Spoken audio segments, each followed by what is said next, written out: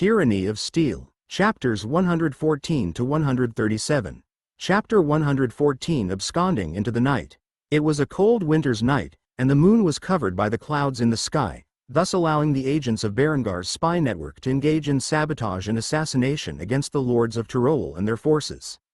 At the moment, a spy shrouded in dark clothing maneuvered through the city of Liens under cover of darkness. His goal was to destroy the granary of the city. As such, he began to approach the grain stockpile with a stick of dynamite in hand and a match. As soon as he was within range of the warehouse, which contained much of the city's food surplus, he lit the match and used it to ignite the fuse of the dynamite which he threw into the building. Before the blast went off, he had already disappeared into the night. As the entire city overheard the loud explosion, its flames engulfed the granary into a smoking fireball. The local garrison quickly reacted to the scene and was dismayed to find that their city's primary stockpile of food had been sabotaged under their watch. Surely heads would roll for this disaster. The next day the local regent would open an investigation into the incident, but unfortunately for the people of Liens, they would never find the culprit. This scene was just one of many appearing across Tyrol. Under Linda's commands, the war of intrigue had begun. In the city of Marin, another one of Berengar's agents was currently active. She had been operating in this city for many months, providing intel to Berengar, long before the war began. Recently she acquired orders to assassinate the commander of the city garrison. All this time, she had been working as a tavern wench, where she was currently pouring a drink to the target of her objective. The man had frequented the bar regularly so that he could flirt with the woman. After all, she was quite the attractive young woman and had been the object of his desires for some time now. As such, when she was about to walk away, he began to press her for an answer to his long-persisting advancements. "Hey, sweetheart, what time do you get off tonight? I would love to show you around the city." It was by no means the smoothest pickup line, but finally, the woman relented. After all, she planned to take this man's life today, and what better way than to accept his proposal and go on a date? There would be plenty of opportunities to quietly end the man's life on such an occasion. As such, she put on a pretty facade and smiled at the man before accepting his invitation. "Shortly after midnight, you can pick me up then."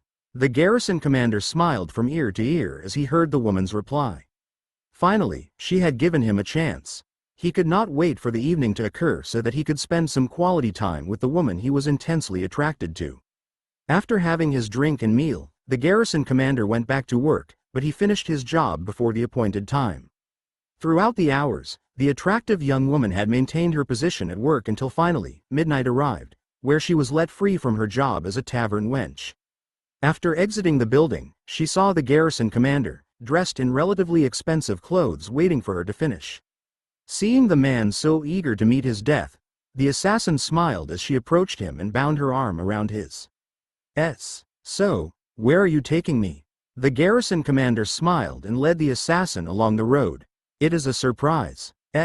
Though the veteran spy smiled, she remained cautious on the inside. She had no idea if she was potentially walking into a trap. Nevertheless, they soon arrived at their destination, which was a dark alleyway with nobody present. Quickly the garrison commander's warm smile turned into a sinister grin as he pushed the woman against the wall and tried to force himself on her.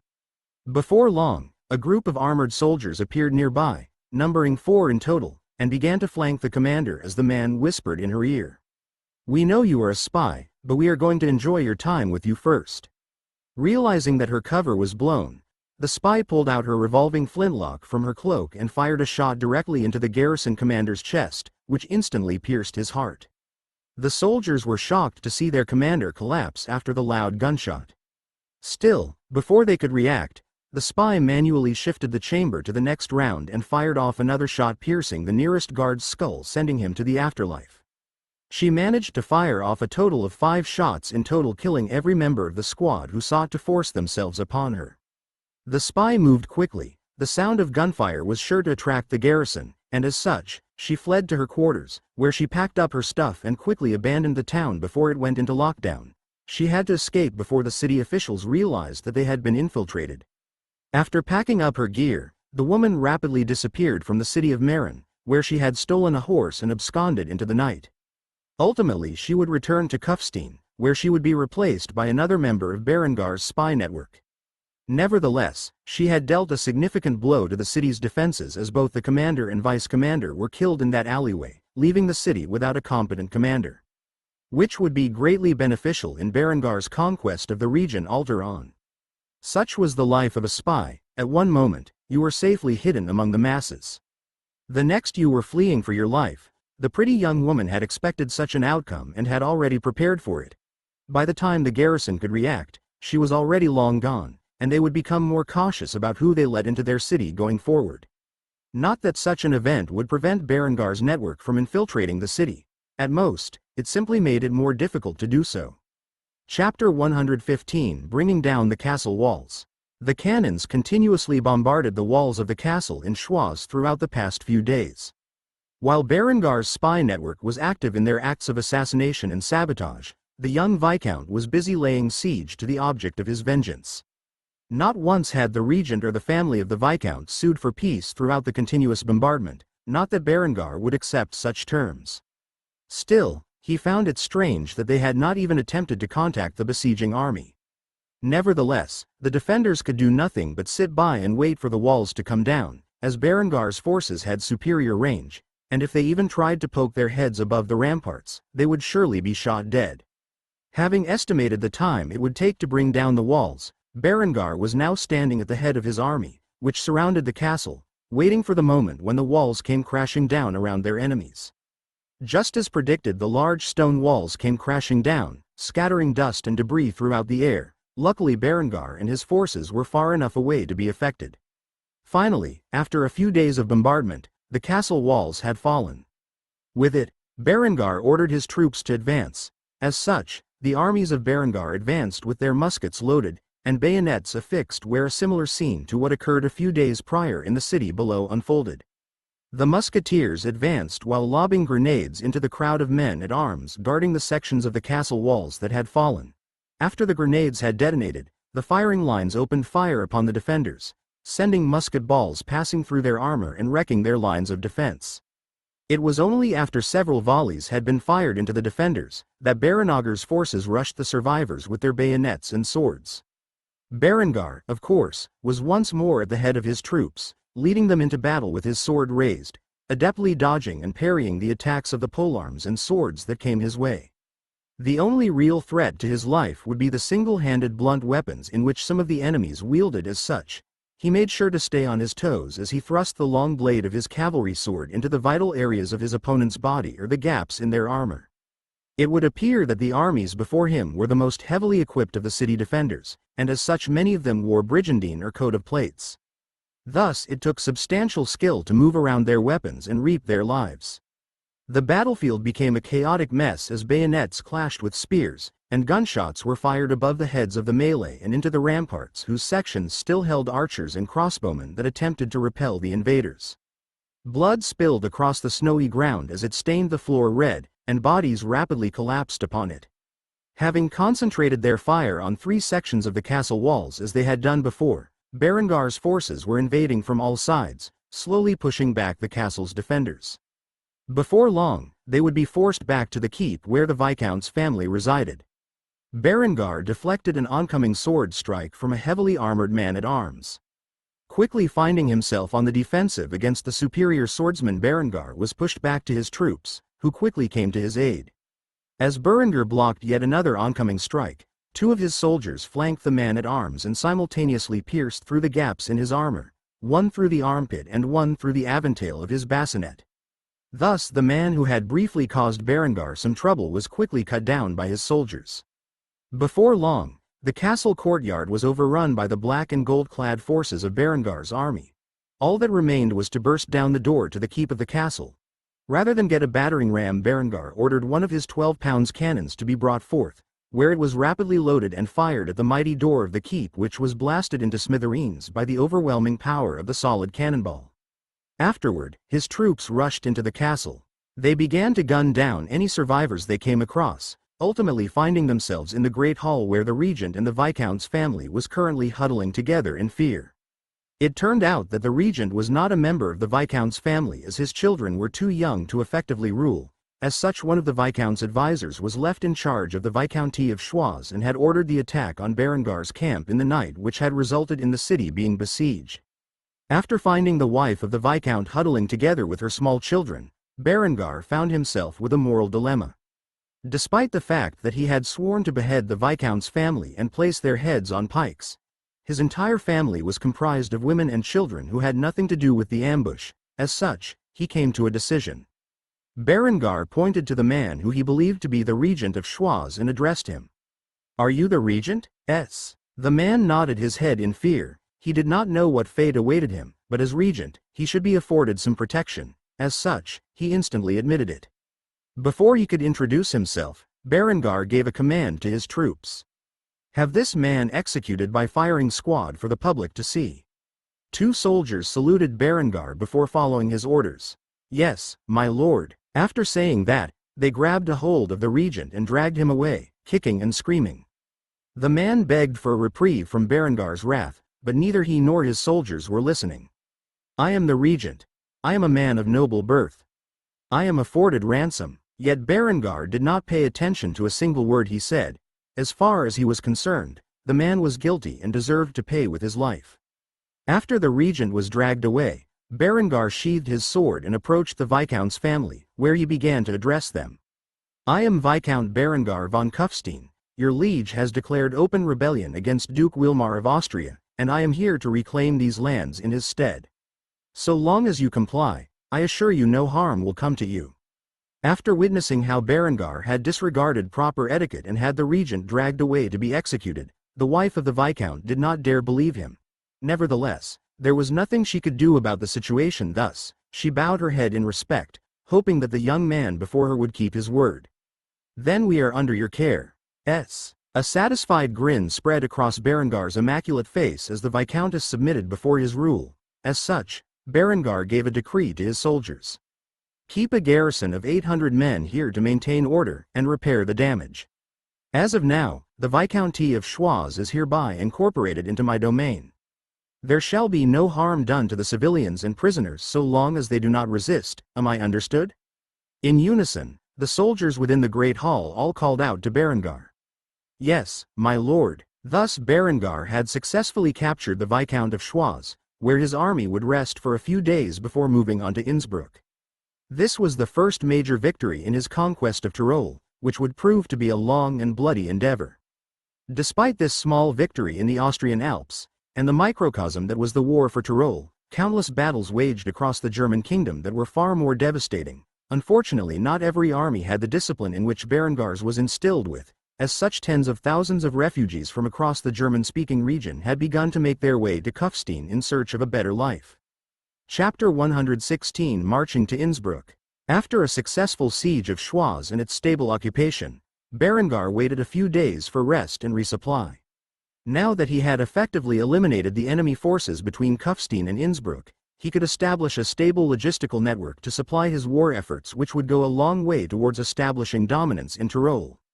No matter how powerful his army was, if they were cut off from supplies, it would only mean their demise. As such, Berengar and his army waited in Schwarz for a few days to fully resupply their forces and the garrison before moving out. During this time, Berengar properly oversaw his forces and ensured they conducted themselves in a civilized manner. Prisoners of war were afforded proper treatment, and the civilians were left to go about their daily lives without harassment. So long as there was no armed resistance, Berengar would tolerate their protests.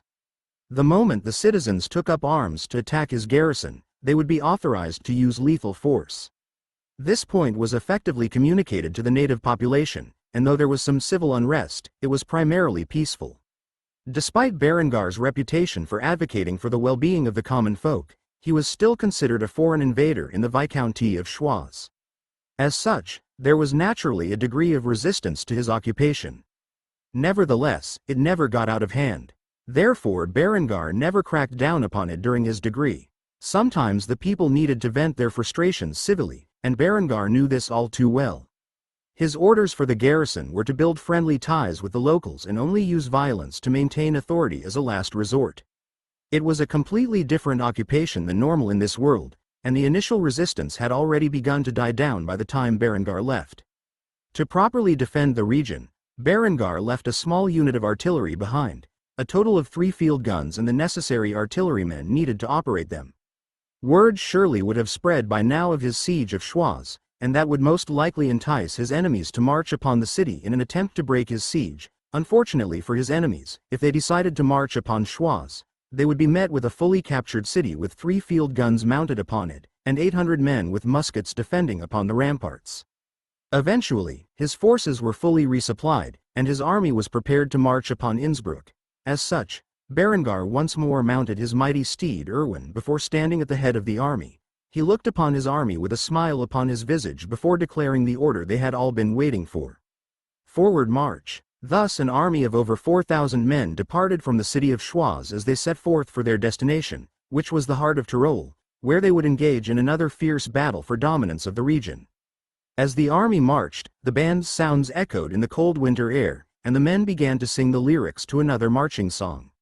The sight of thousands of soldiers departing through the city gates into the frost-covered Alps as they sang marching songs could be observed by the people of Schwaz as they gazed upon the departing army with complicated expressions. In the dead of winter, Berengar's soldiers marched with eager expressions on their faces. The cruelty of war did not dispirit them, rather their overwhelming victories and the might of the weapons and tactics they possessed managed to lift their spirits, knowing that they were able to lay siege to a city effectively, and its castle with minimal losses. Berengar sang along to the tune that was playing, which was none other than the infamous Erika in which the Wehrmacht had been famous for singing in his previous life. Seeing the pleasant smile on the young Viscount's face, Eckhard sighed heavily. Every time he fought alongside Berengar, the madman was filled with excitement and eagerness to wage war. He had never witnessed a lord so eager to fight alongside his troops at the front lines or the complete and total disregard for the consequences such actions might have. As such, he could not help but ask Berengar what possessed him to behave in such a manner. "My lord, if I may ask, why are you always the first into the fray?" SS. Berengar's pleasant smile switched to a smug one upon hearing those words before speaking his mind. A commander should always lead by example. It was a noble response that made Eckhard look more fondly upon his lord and commander. Of course, that was only part of the reason Berengar jumped into the fray at the first opportunity he got. Much like Alexander from the ancient era, Berengar was not only good at warfare but thoroughly enjoyed it. The adrenaline he felt as the arrows and bolts were let loose upon him, the sweet fragrance of gunpowder filling the air as his soldiers fired upon the enemy, and the exhilaration he felt as he fought for his life against a skilled opponent. These were things that could not be replicated elsewhere in life. Truthfully, Berengar did not know when he began to take pleasure in combat. It was not something he enjoyed in his past life during his tenure in the U.S. Army. Yet he did not feel guilty for it. After all, Berengar never once proclaimed himself to be a pious man. In fact, if heaven truly existed then, he knew he would not see its pearly gates. Yet he was not concerned with the afterlife. After all, he had already died once, and all that presented to him was an opportunity to achieve great things in this second life. Thus Berengar did not concern himself with such subjective things as morality. He had a war to win, and if he was going to be waging war, he might as well enjoy himself. History would not write about this hidden side of Berengar's personality, for he and his offspring would ultimately write the history books.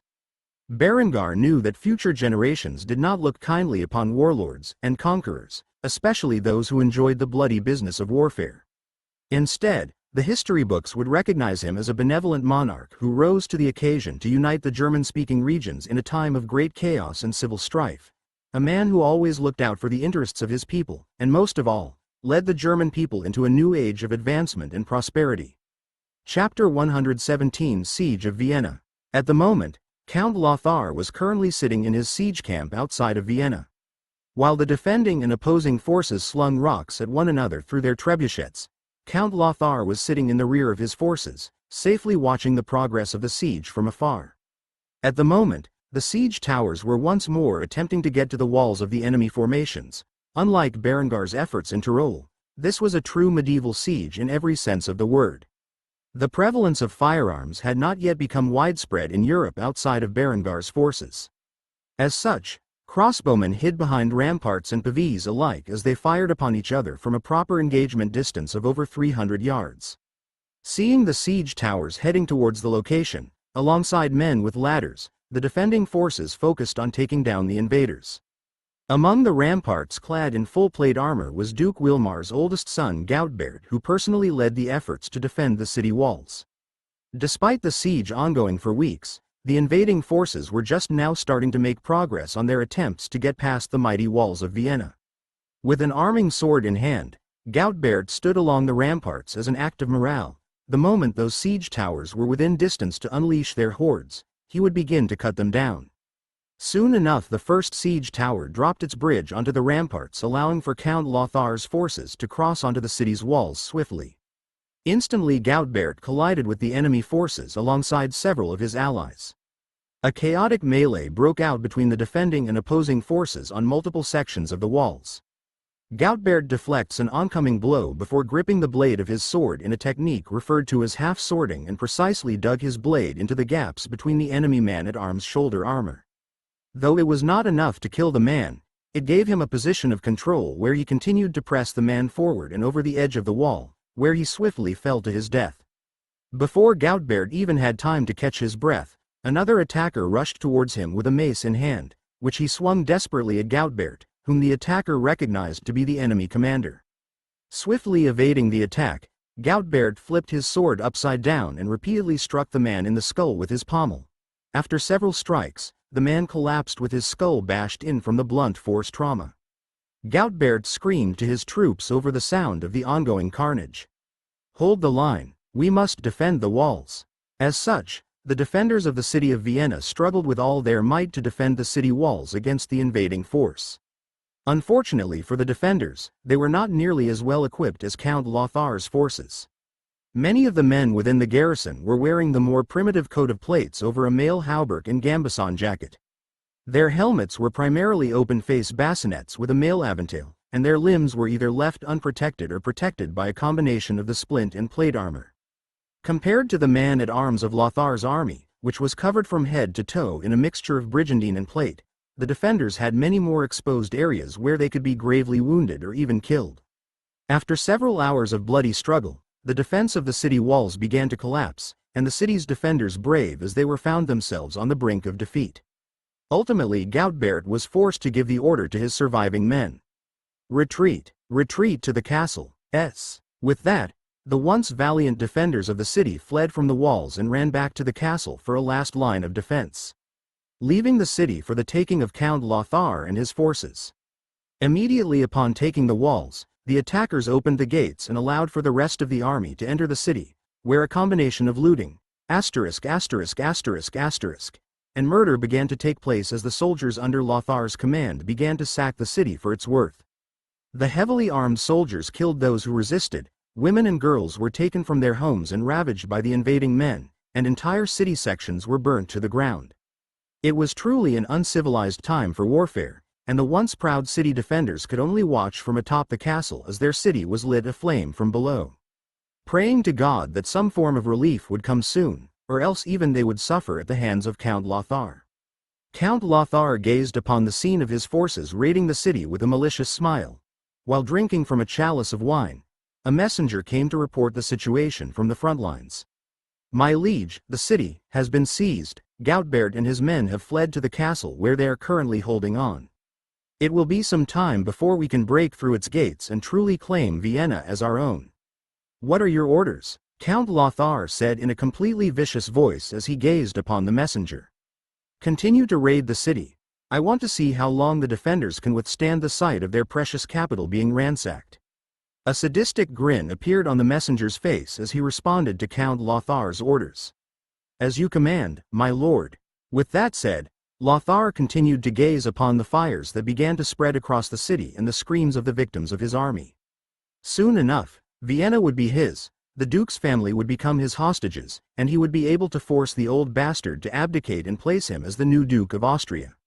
Once that was the case, he would rally his forces and end Berengar's little rebellion. Everything was going smoothly. After arriving within the safety of the castle's walls, Goutbert cursed loudly as he detached his great bassinet and hurled it into the corner in a fit of fury. Goddammit! When his commanders saw his reaction, they could not help but ask what they should do now that they were stuck in the city's castle. "My lord, what are we going to do now?" Goutbert sighed heavily in an attempt to calm his nerves. After several moments of deep breathing, he opened his eyes, and with a solemn expression, gave his orders. "We will wait until reinforcements arrive. By now, my father is aware of Count Lothar's betrayal and has sent an army to lift the siege. We have to hold on until then." One of the commanders looked at Goutbert with a complex expression as he voiced his concerns. "What about the city?" Goutbert covered his face with his steel-clad hands before saying what his troops feared the most. "Unfortunately, there is nothing we can do about that now. Hopefully, relief will arrive soon so they can end this madness." Unfortunately for the city of Vienna, Count Otto's forces had been caught in a blizzard within the Bavarian Alps. They were unable to come to their aid for the foreseeable future. Only time would tell if the castle of Vienna could hold on long enough for support to arrive, or if the family of Duke Wilmar would fall into the hands of the wretched Count Lothar. During the duration of the siege, the citizens of Vienna would suffer immensely under the pressure of Count Lothar's forces, but that was the price of war. Chapter 118, Taking the City. Upon arriving at Innsbruck, Berengar and his army immediately created a proper siege camp, which was well defended and placed out of range of the enemy's weapons. However, unlike the sieges Berengar had led before, this bombardment was brief, and not concentrated on the weak points in the city's defense. This act was to maintain the integrity of the walls, as there was a far more sinister plot afoot, one which would allow him to take the city without the need to bring down the walls. Berengar's riflemen continued to take shots at the enemy defenders until the sun went down. The enemy defenders were not accustomed to such weapons and figured this was the ordinary tactics employed. As such, they were unaware of Berengar's true intentions. It was not until late at night that Berengar had gathered a group of a little over 24 grenadier at the edge of the siege camp. These were his most elite forces within his infantry battalions, and they would be following him behind enemy lines soon enough. Due to conspiring with Adelheid, the cell of agents contained within the city walls, and even the castle itself, Berengar did not need to lay siege to this city in the manner he had previously done. Instead, he and his grenadier were waiting for a diversion that would be the signal to approach the sally port in the city's walls, where a spy would personally allow him and a few of his men into the city, where they would fight to open the gates so that the rest of his army could invade. Eckhard was standing next to Berengar. Though he would not be taking part in the operation, he wanted to voice his concerns over the current plan in which Berengar was about to take part. "My lord, I really want you to rethink this. Participating in this operation yourself is an enormous risk to not only your own life but the success of the army." Despite his vice commander's complaints, Berengar remained undeterred. He would never order his men to undergo such a dangerous operation if he himself was not willing to take the risk. As such, he clasped Eckhard on the shoulder and smiled at him, with a gaze filled with confidence. "Do not worry, my friend. I promise you, within a matter of minutes, the main gates to the city will be open, and the army will be able to secure the area with minimal casualties. Do not fret, for I will endure, as I always have." Eckhard wanted to debate with Berengar further about his actions. However, he did not have the chance to do so, as a massive blast went off from within the city and gained the defenders' attention, who rushed to put out the fire that was spreading. By smuggling TNT into the city and into the hands of his spy network, they were able to sabotage the granary and draw the guards' notice, who would leave the walls relatively undefended. Berengar let go of Eckhard's shoulder and lifted his musket into the air. Since he was going into the city with small numbers, he decided to arm himself with a proper musket for this operation and a pair of grenades. He immediately began rushing towards the nearby sally port and commanded his troops to follow. "That's the signal. Go, go, go." With that, the grenadier alongside their commander rushed towards the sally port with muskets in hand and bayonets affixed. As they reached the small gate, Berengar and his men noticed a figure shrouded in black open the gates, which allowed them access to the city. The figure was a young woman, but one could only tell due to her high voice. "Quickly, take the gates. The guards will notice something is amiss soon enough, and will be on alert." With that said, Berengar and his grenadier rushed to the main city gate, where a few dozen defenders stood watch. Berengar immediately gave the order to lob their grenades. Frag out. A series of grenades were thrown to the enemy's positions and rolled beneath their feet.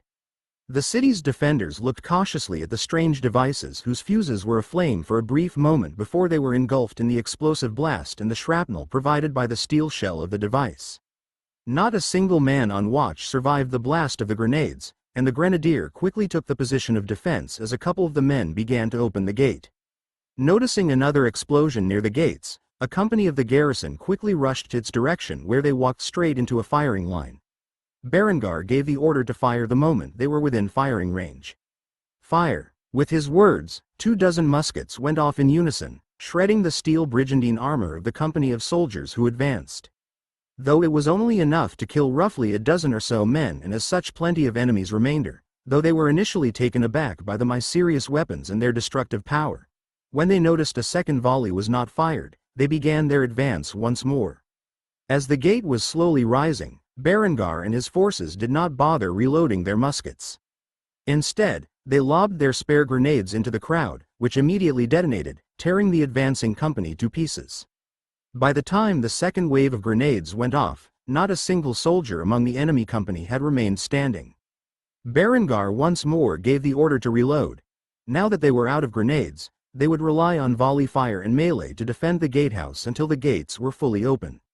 It did not take long for another enemy group to arrive, where another volley of musket fire once more gunned them down. However, this time, the gates were open enough for Berengar's men to rush through, and several dozen more infantrymen rapidly formed ranks and fired upon the oncoming enemies. Before long, his entire army had entered through the gates of the city of Innsbruck and began to hunt down the enemy as they pushed toward the castle. Count Lothar's son and heir, as well as Linda's older brother, was in a deep slumber as his city fell around him. Without even the slightest awareness of the ongoing situation, the castle of Innsbruck was quickly surrounded by Berengar's forces.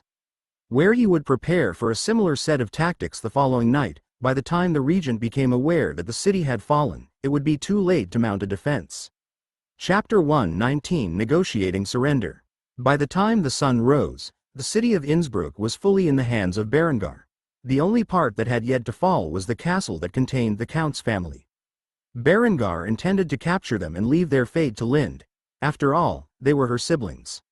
Nevertheless, when Liudbert, who was Count Lothar's son and heir, as well as Linda's older brother, realized that the city was taken within a single night, he could not believe his eyes. In a fit of fury, the young man, who was a couple of years older than Lind, lashed at his advisors who were trapped within the castle's walls alongside him. How did this happen? How was Berengar the Accursed able to take the city in a single night? Much like Lind, Liudbert had strawberry blonde hair and sky-blue eyes. He was quite the dashing figure and was a brilliant mind in his own right. Unfortunately, he had long since been betrayed by his own family and was completely unaware of this fact. Neither he nor his advisors knew how the castle had fallen so quickly. When they heard the explosions last night, they had assumed it was just another bombardment taking place. They were completely dumbfounded by the idea that their walls had failed to fulfill their purpose. One of Liudbert's advisors, a lanky and rat-faced man, nervously spoke his thoughts on the matter. "My lord, we do not know how Berengar took the city, but I assure you he will not be able to enter the castle so easily." Liudbert scoffed at the man's reasoning. If Berengar could so easily take the city without anyone realizing how he had achieved it, what would prevent him from using the same tactics to take the castle? As a result of his anger, Liudbert threw his chalice at the advisor who had spoken up and chastised the man. "Berengar is at our doorstep. It is only a matter of time before he takes this castle. What do you think his men will do to my sisters when they enter the house of my forefathers?" Liudbert was not a fool. He quickly realized the position he was in and had immediately come to a decision. Though he hated the idea, if he wanted to spare himself and his siblings, he would have to negotiate a surrender. Because Berengar was a condemned heretic, Liudbert could not expect him to follow the common etiquette of the battlefield and allow him and his siblings the privilege of ransom. Thus he turned to his advisors and informed them of his monumental decision, which his father would undoubtedly disapprove of. "I will meet with Berengar and discuss my terms of surrender. I don't care what it takes, but I will ensure the safety of my family." The advisors looked at Liudbert with shocked expressions, and as such, expressed their concerns. "The Count would never allow it. He would rather that you and your siblings fight to the death against this rebel than surrender your family's home to the enemy." Liudbert was in no mood to argue with his advisors. As such, he walked up to the man who had said such foolish words and backhanded him across the face. "I am not my father, and if that blackguard would see his children slaughtered rather than live to fight another day, then he is truly not worthy of my loyalty." This statement was outright treasonous, but Liudbert would never be put in this position if his father had not schemed to overthrow their relatives and become the Duke of Austria. After displaying his authority through violence, the advisors quickly got to work to sue for peace with Berengar. Berengar was currently camped outside the castle's walls with his army. They were in the process of loading the cannons. However, right before they could fire the first bombardment, a white flag was raised above the castle's ramparts, which forced Berengar to stay his hand. Berengar grabbed a white flag of his own to symbolize that he and his forces were willing to negotiate peacefully. After both flags were visible, the two parties met in between the besieging army and the castle's defenses. Berengar wore a conceited expression on his face as he stood before Liudbert, who was scowling with disfavor. The two men stood before each other with a few guards to ensure their safety. Berengar was quite a bit taller than Liudbert, which got on the young regent's nerves. Finally, Berengar broke the silence with a smug remark. "Are you going to waste my time, or do you have something to say?" Liudbert wanted to make a witty retort but chose to shut his mouth and focus on diplomacy. As such, he quickly laid out his demands. "I will surrender Innsbruck to you and the castle within it so long as you ensure the safety of myself and my siblings." Berengar gazed upon Liudbert's figure, trying to investigate any clues about the man's character before responding. After concluding, he inquired about the details. "Anything else?" Liudbert quickly shook his head with a defeated expression before responding. "I may not be the wisest man in the world, but I know I am in no position to make demands. All I ask is for my safety and that of my family." Berengar smiled and stuck out his hand in a friendly gesture. "Very well, under these terms, I accept your surrender. You will be escorted back to Kufstein where your sister is currently residing. You will be kept as my guests until a time where your father either surrenders or perishes upon the battlefield.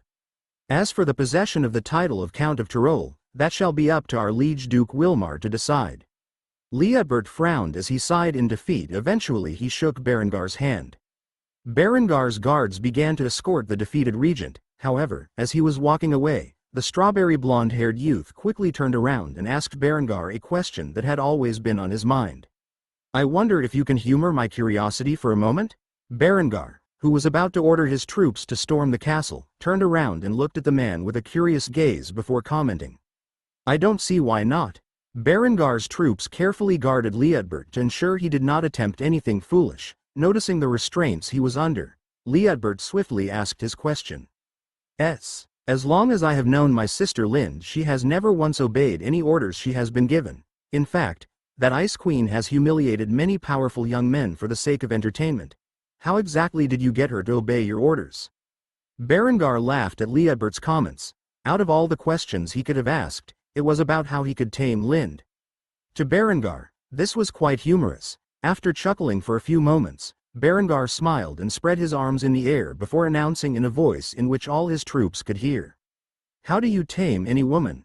"By giving her a good tumble." The men under Berengar's commander immediately began to laugh at their commander's remark, and Liudbert was left blushing at the words in which Berengar had spoken. He never expected Berengar to answer his question so boldly. After that, Liudbert was escorted to a temporary holding cell by Berengar's men, where he and his siblings would stay until they could be safely transported to Kufstein.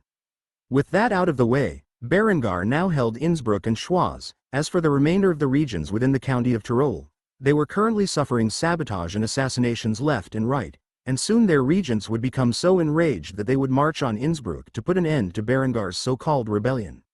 In doing so, they would be playing right into the young Viscount's hands. As for Count Lothar's forces that were on their way to Kufstein, they were only a few days from reaching their destination, and when they did so, they would be in for a rude awakening.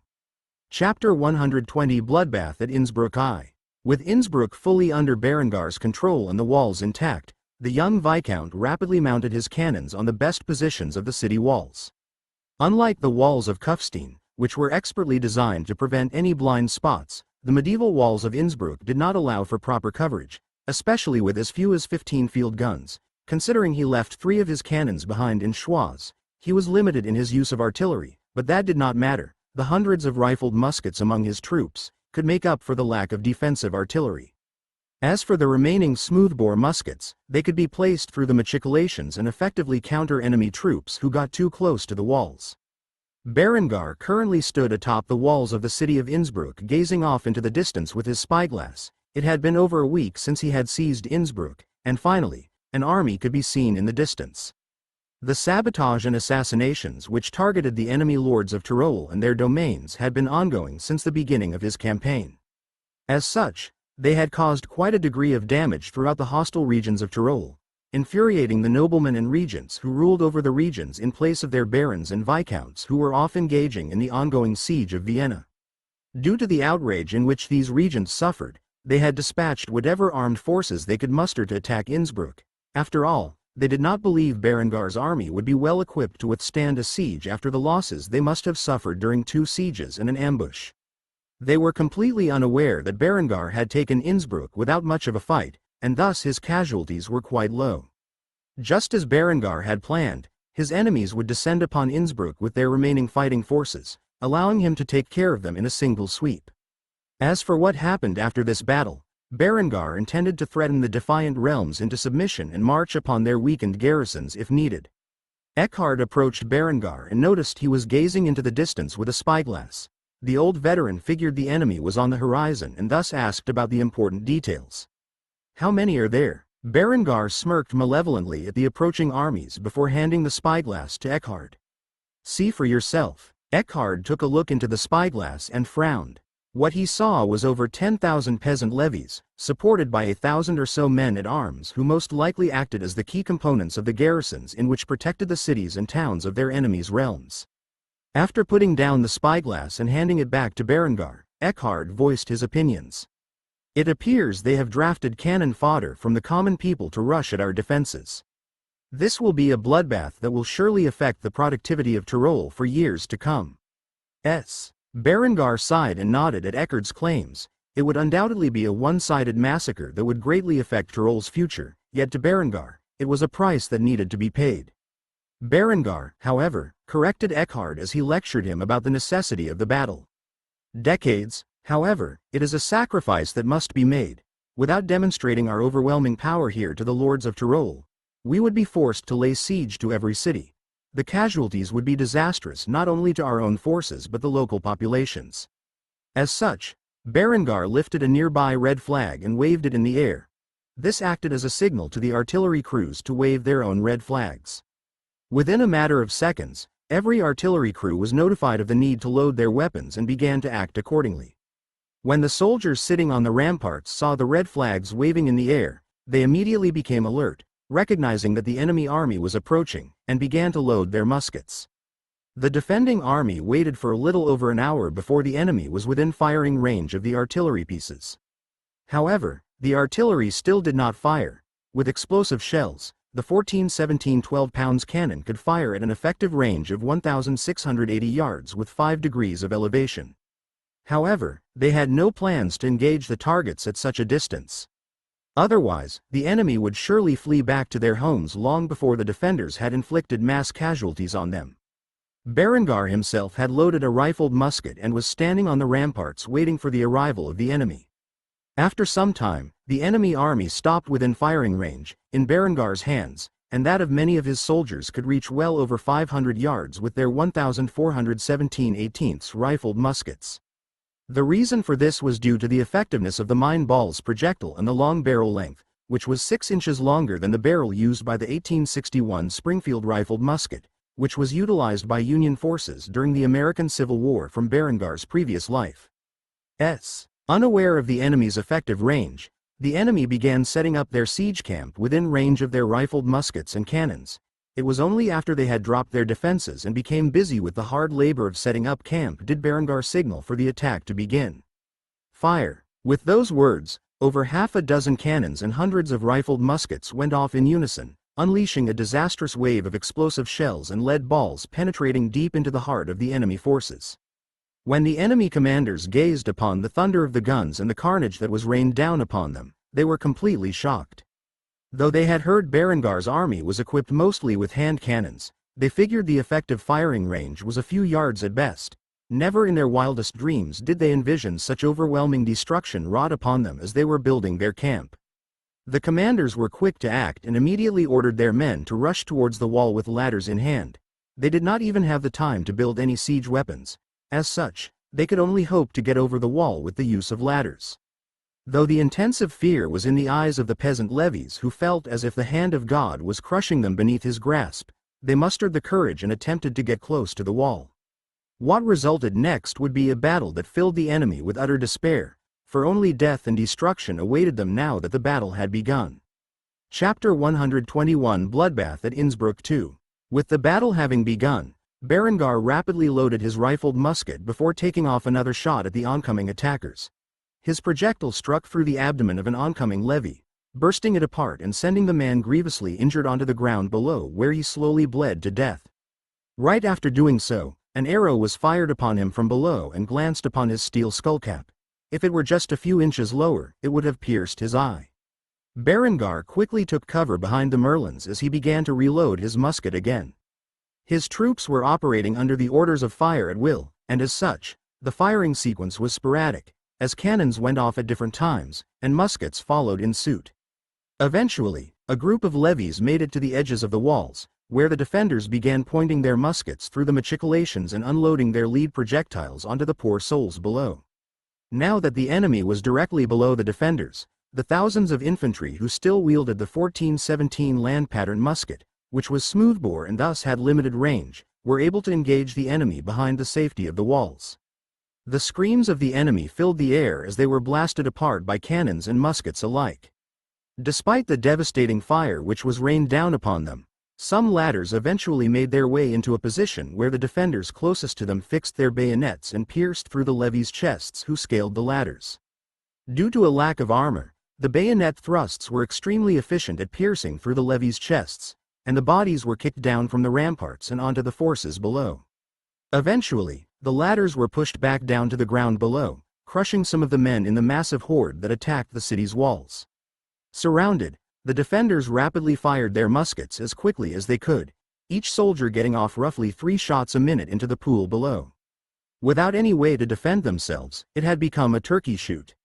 The defenders stayed behind the cover of the merlins and fired into the mob of peasants and men at arms who kept pressing forward, trying to get out of the firing zone of the mighty cannons. Despite the attackers nearest to the wall being within the cannons' blind spots, they were unfortunately within the line of sight of the musketeers due to the machicolations, which provided the ability to fire directly down on the enemies below while being protected by the stone walls. With over 3,000 infantry firing 2 to 3 rounds per minute, the defending forces could fire over 9,000 rounds per minute onto the forces below, who numbered roughly 15,000 in total.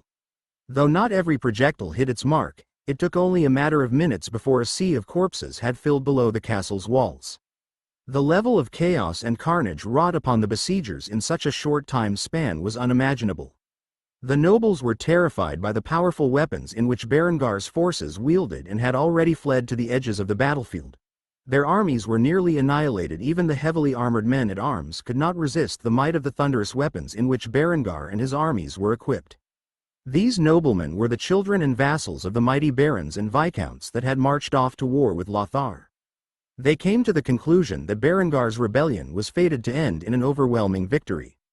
Witnessing death descend upon the battlefield as they had, they finally realized the reason why Berengar was so rapidly able to conquer cities.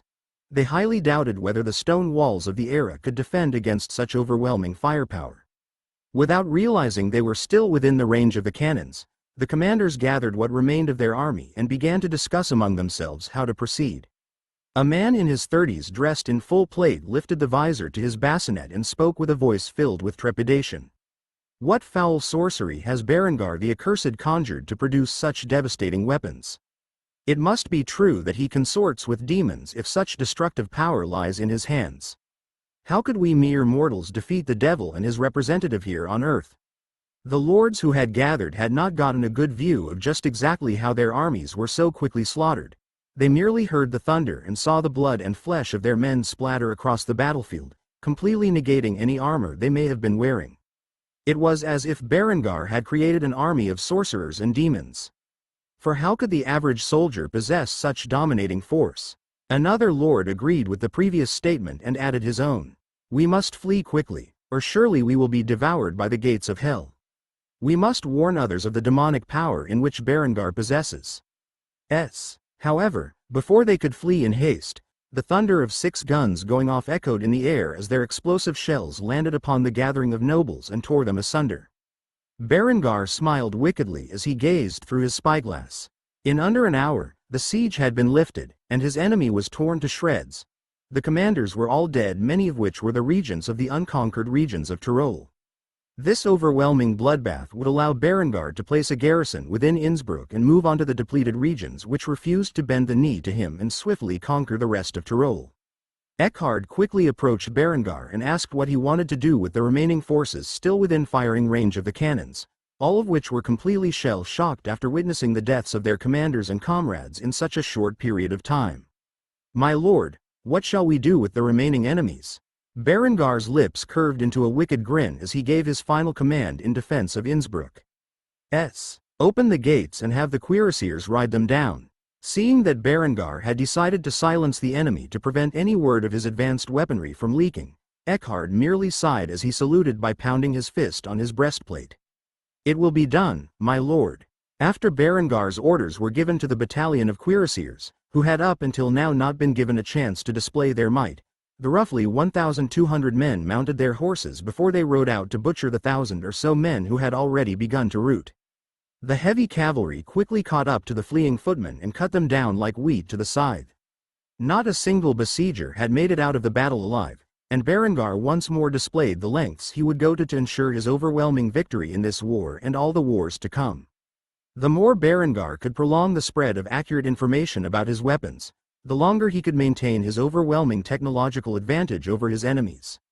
While this defense was going on, another battle was taking place back in the heartland of the Viscounty of Kufstein. While Berengar was crushing his enemies who marched upon him, Count Lothar's forces had arrived within Kufstein. If the defense of Innsbruck were considered a bloodbath, then the siege of Kufstein would be considered a sea of blood. Chapter 122 Defense of Kufstein. Theodoric was at the head of his armies.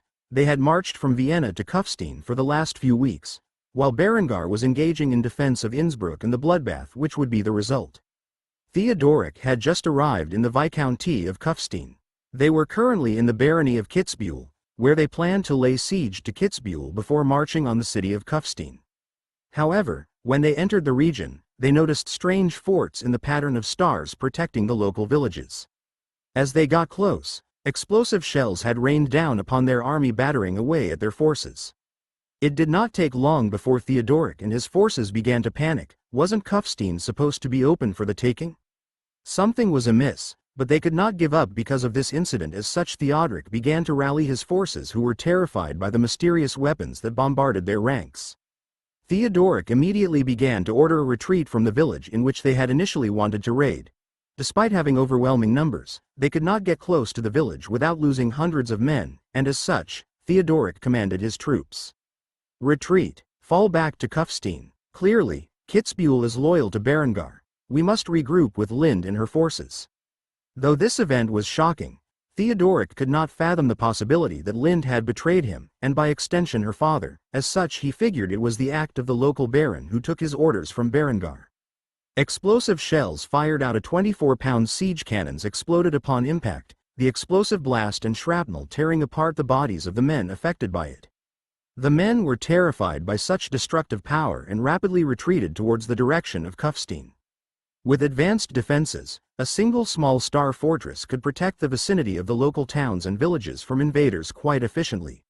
If the army was willing to suffer more losses, they could have eventually taken the town and potentially even the fortress, but their main goal was to seize Kufstein and ransack it.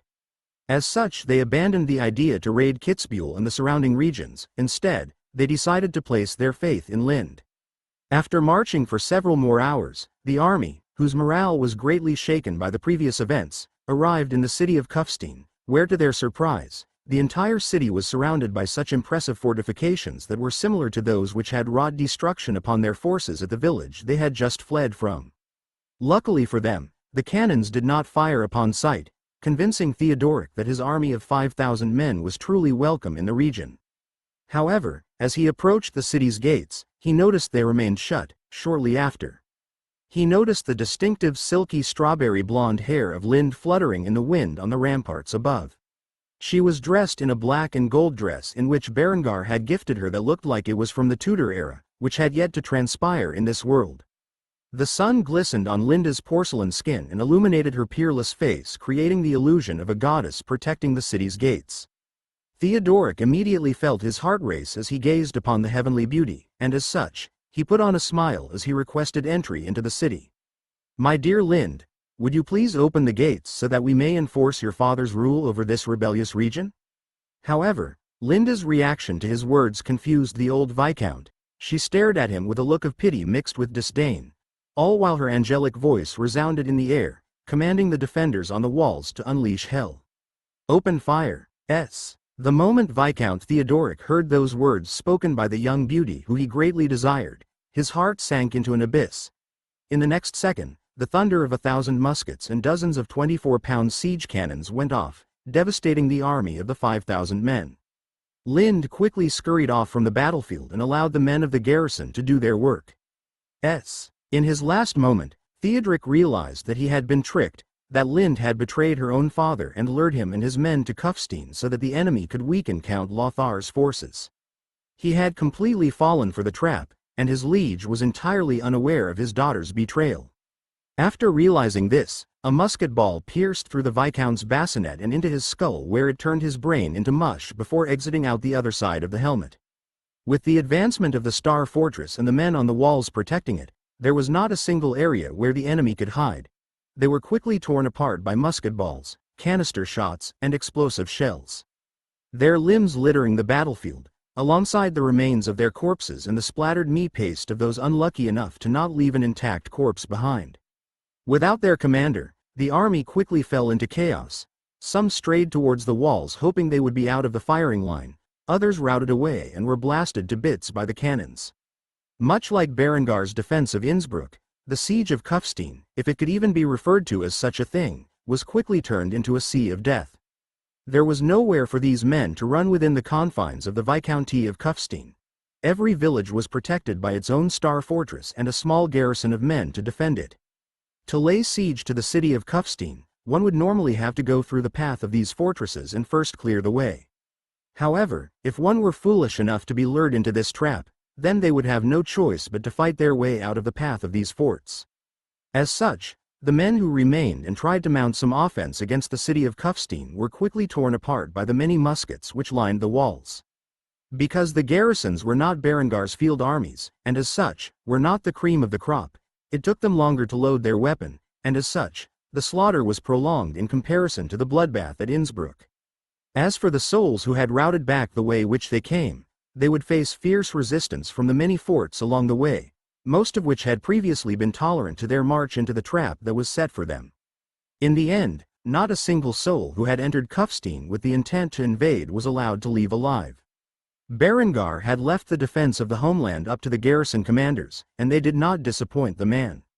With the trap sprung and the enemy army annihilated, a quarter of Lothar's forces had died within Kufstein, a fact he would not become aware of for some time, one which would ultimately prove to be his undoing. For when Count Otto's forces finally made it out of the blizzard and into Vienna, a great battle would unfold, one in which Lothar would now be outnumbered due to the heavy losses he suffered here at Kufstein. Chapter 123 Refugee Crisis. After the battle was over and the area cleaned up, the gates to the city of Kufstein were once more opened, and as such, refugees from across the German-speaking regions began to arrive in Kufstein in search of a better life. Many of these people did not have the ability to bring anything of value with them. As such, they were merely hoping that they would be welcomed with open arms. Word of Berengar's political reforms brought a great deal of interest among the common folk towards Kufstein. It had become a paradise in the minds of many who had never stepped foot in its territory.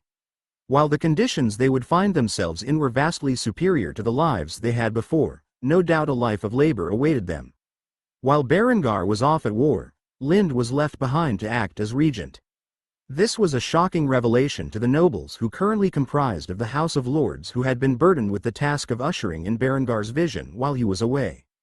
Because Berengar had not found a suitable candidate for chancellor, which under his system would basically be the man he appointed to act as a sort of vice president whose vote would break ties in the House of Lords, and who would act as a temporary leader when Berengar was away. He had appointed the person he trusted most around him as regent, which was of course Lind.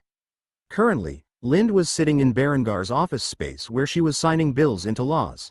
These bills were drafted specifically to handle the incidents with the growing refugees. Though they had previously had an influx of peasants fleeing their masters and entering Kufstein, it now seemed as if the entire world was fighting for a position within the city or the many towns and villages around. Berengar had previously set up a department of immigration that handled identity verification and assignment of labor to the newcomers. Currently, Lind was in the act of increasing their budget so they could employ more people to handle the ongoing refugee crisis. Though the city of Kufstein was designed with rapid growth in mind, she could hardly believe the costs incurred in finding appropriate jobs for these migrants and providing education for themselves and their families. Now that she was no longer pregnant, Lind could enjoy a glass of wine or a mug of beer now and then, and as such, she licked her lips as the delectable taste of red wine slid down her throat. It had been weeks since Berengar first departed for his war, and yet she had already begun to desire his return greatly. While she pondered about when her lover would finally come home, the door to the office opened, and Henrietta was standing in the doorway. Throughout the past 6 months, her relationship had gradually improved Lind. Though Henrietta would always be on Adela's side, she became accustomed to the idea of having a nephew, and as such, had been spending much time with the infant Hans, which resulted in some degree of amiability to form between herself and Lind. Considering the castle had become awfully lonely without Berengar or her parents around, she could only turn to Lind for socializing. Thus, the little lowly approached Lind, who was busy signing documents, and inquired about what she was up to. "What are you doing?" Lind sighed heavily as she put down her quill and smiled at Henrietta before answering her question. "I am managing your brother's affairs for him. With the war, plenty of peasants have come to Kufstein seeking a better life, and as such, I have to expand the Department of Immigration and the Department of Education. I also have to put many of them to work in building their own tenements, which of course takes time and money for these unskilled peasants to learn how to handle a job in construction properly." Henrietta really did not understand half of what Lind was talking about, but she pretended like she knew as she smiled and continued to chat with the woman she once despised. "Anything else?" Lind let out a heavy sigh one more and rested her weary head on her fist before complaining about all the work she had to do. Due to the war, the arms sales have increased rapidly, thus generating sufficient profit, but I also need to expand the garrisons and raise new field armies for Berengar's war efforts. Though 5,250 men may seem like a lot, eventually, there will be losses, and those men need to be replaced. Thus I need to delegate a certain sector of the industrial district solely to producing arms and armor for our own forces. I seriously do not know how your brother manages to do this much work every day. It is exhausting." As such, Lind pulled out a flagon of wine and poured more of it into her chalice as she took another large sip from the golden cup. She was well aware of the massive army of Teutonic knights that was coming to their borders, and she needed to rally more troops for Berengar so that when he finished his conquest, he could deal with the church's forces. As such, she had begun a period of conscription where all male residents of Kufstein aged 16 to 20 were forced into military service for an undesignated period of time. This also applied to all migrants who made their way to Kufstein. As such, the numbers of Berengar's forces were growing rapidly, so much so that the arms factories could not keep up with the demand for the equipment needed to field and train the conscripts. Linda's problems were temporary. Once properly distributed to the regions and educated in the trades necessary for their careers, the Viscounty of Kufstein would gain a significant amount of benefits from this population growth. Luckily they had implemented the 4-field system and other agricultural advancements. As such, they had enough to feed the booming population without relying on imports, at least for now. Deciding she needed to take a break, Lind got up from her desk and walked over to Henrietta before suggesting, "How about we go take a nice hot bath? I'm getting sore from sitting in this seat all day." Henrietta smiled and nodded while agreeing. "That sounds fun." As such, the two girls absconded to the large bathhouse constructed in the castle, where they swam in a heated body of water the size of a small swimming pool. Lind would return to her mountain of paperwork after she had finished a brief period of relaxation. Chapter 124 Northern Surrender. Berengar was currently sitting on the seat of power within Innsbruck, kneeling before him were the surviving lords of northern Tyrol. Having lost their regents and the overwhelming majority of the forces they could muster in their disastrous attempt to retake Innsbruck, these men were left with little support to defend against Berengar's invasion. Seeing as how these men were in control of the nearest provinces to Berengar's forces stationed at Innsbruck, they knew their days were numbered and that Tyrol would soon fall into the hands of Berengar. These relatively wise men had traveled to Innsbruck to officially surrender the north to Berengar, and by extension Duke Wilmar. Berengar, who had a smug smile, was resting his face onto his fist while listening to the terms of surrender in which the lords presented. At the head of the group was an older man with long white hair and a matching beard. He was a lord who was the sworn vassal of the Baron of Landic and was the man representing the interests of the dozen or so northern lords who had gathered to surrender to Berengar officially. The man kept himself standing with a cane and slowly enunciated his words. Viscount Berengar, on behalf of the lords of northern Tyrol, we present the terms of our surrender. First and foremost, we will recognize you as the reigning authority of Tyrol until Duke Wilmar has defeated Count Lothar and decides on whether or not his family will remain in power. In return for this, we want you to leave our realms in peace and not bring your war to our doorstep. Enough blood has already been shed resisting your rule. Quote, Berengar nodded his head and smiled gracefully at the elderly man. I accept this condition. Are there any more demands? The elderly lord nodded as he continued to speak the terms that the nobility of the region had come up with to negotiate their surrender. As you know, we have suffered sabotage to our food storages during this conflict. As such, we would request aid in regards to the crisis we are now facing in our lands. Berengar thought for a moment about this. While the harvest this year was exceptional for his territory, it was not to the degree where he could feed the other viscounties and baronies. It would be some time before he received such yields. As such, he would be forced to buy the grain at his own expense and transfer it to these lords. However, if he did not do such a thing, many innocent people would starve to death during the remainder of the winter, and he would be directly responsible for it. As such, he decided to bite the bullet and pay the expense to supply these regions. After all, he was waging war to gain territory and population to aid his growing ambitions. Losing a large chunk of the population of the lands he would conquer from starvation would greatly hinder his future progress. As such, Berengar nodded and agreed to this condition as well. Very well, I will pay for your food stores to be adequately resupplied. Anything else? Yes. The older man nodded his head and spoke of his last condition.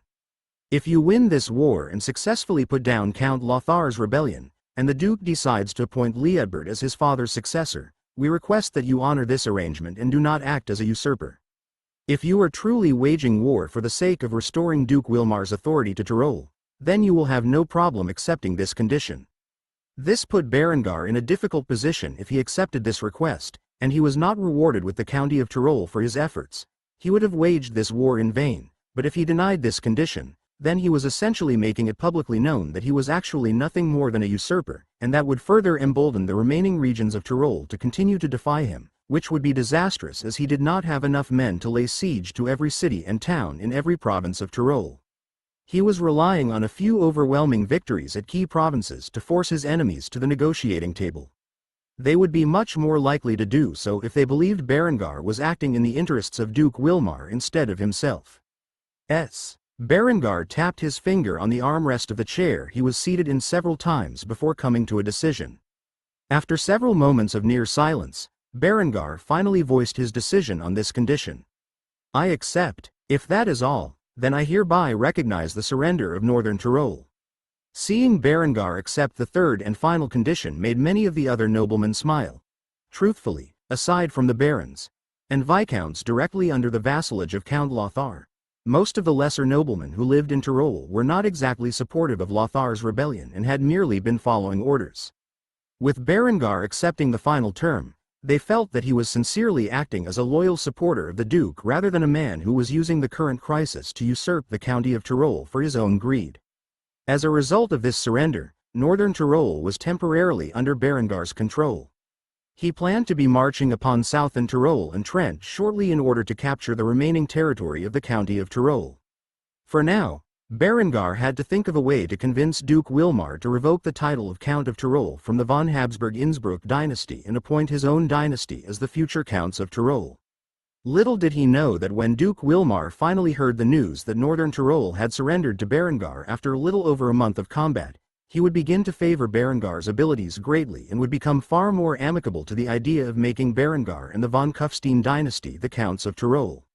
For now, Berengar was in the process of resupplying his forces and giving them a much-needed rest. It would be at least a week before he would march upon the south. Luckily for him, Lind had already implemented the process of conscription, and soon enough, he would have reinforcements on the way. It would only take 2 more months for several thousand more men to finish basic training. By then Berengar would be able to replace his losses, and even gain a significant boost to his army's numbers.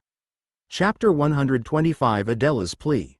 Adela was currently within her room reading a letter from Berengar. Despite the fact that Berengar was off at war, he made sure to send letters to his women as often as he could, informing them of his massive victories in Tyrol. The teenage girl twirled one of her golden twintails as she lay belly down on her bed with a smile on her face. The news she was reading was excellent. The northern lords of Tyrol had all surrendered to Berengar, recognizing him as the current authority in Tyrol, and was providing him with what little support they could manage. Ever since her older brother Gerhard had made a fool out of himself and invoked their father's ire in his failed attempt to demolish the relationship between Berengar and Adela, the young girl had mostly stayed to herself. Aside from eating meals with the family, she would stay within the confines of her room and repeatedly read the letters Berengar had written to her. She wished she was in Kufstein to provide some aid to the man she loved, but unfortunately, she was in Graz for the time being. Though Vienna was under siege and her father was at war, Graz was in a state of peace, albeit one of vigilance. Oddly enough, Adela and Lind had been corresponding through a series of letters and had seemingly grown closer. However, there was still a rivalry between the two as they both desired to monopolize Berengar's attention for themselves. Despite this rivalry, there was some form of amiability among the two young women as they both discussed their concerns over Berengar's safety and desire to be with him again. After reading Berengar's latest letter for the 3rd time in the past 3 days, Adela sighed and voiced her concerns aloud. "Stay safe, Berengar." Afterward, she heard a knock on her door and quickly stashed the letter away underneath her mattress before opening the door. In the doorway was her second brother Heimeric. The teenage boy was dressed in a baby blue doublet with a matching jerkin over it. His entire attire was set up in the fashion sense in which Berengar had introduced across the entirety of Austria, which greatly resembled the Tudor style from his previous life. There was a stern look on the handsome youth's face. His facial features were charmingly robust, much like Lambert's. He truly exemplified the archetype of a young knight. He was 17 this year and carried an aura of martial authority. Noticing the expression on Heimeric's face, Adela instantly became worried about what might have transpired to force the youth into such a state. Before Adela could ask what was wrong, Heimeric said in a grave tone, "Come to the Great Hall. I have news about father to report to the family." Adela knew something must have gone wrong if Heimeric forced her to meet up with her family in the Great Hall. As such, she quickly put on her slippers and followed her older brother to the Great Hall. When she arrived, she noticed the various expressions on her family's face, especially the anxious look on her mother Wanda's exquisite visage. The only person who did not appear to be worried among her family was Gerhard, who was rather upset that his position of regent was stripped away from him and given to his little brother. After Heimeric sat down upon the seat of power in Graz, he cleared his throat before making a declaration about the news in which he had received. Father is currently on his way to Vienna. He was trapped in a blizzard within the Bavarian Alps for the past few weeks, which is why he was out of contact. He has lost 1/5 of his forces due to attrition. As such, he suspects that he will be vastly outnumbered when he tries to take Vienna back from the traitorous Count Lothar. As for the state of Vienna, the castle has yet to fall, but the city has been completely taken and ravaged by the occupying forces. Father expects heavy resistance and has asked for our prayers. Adela's family immediately broke out into fits of prayer as they frantically prayed for the Lord's protection for the head of their household. The only member in the room who was not overly concerned about this news was Adela. This was because she was aware of the destruction of a quarter of Count Lothar's forces at Kufstein. After all, she had already been informed of the events that transpired by Lind. Though her father would have to lay siege to Vienna to defeat Lothar, he would have the advantage in numbers even with his losses from attrition. War was a dangerous business, and no matter how protected one might seem, anything could happen that might lead to their deaths on the battlefield. Thus the lives of their loved ones who were off fighting in some distant region of Austria were in the hands of the Lord, and they could only pray for his mercy. As a pious girl, Adela joined her family in prayer to the Lord to protect her father, as well as Berengar, as they both continued to fight for their family and nation. After being informed of her father's situation, Adela realized that she had the ability to aid in her father's siege by asking for support from Kufstein. As such, she returned to her room, where she quickly wrote a letter to Lind informing her of the current situation with Vienna.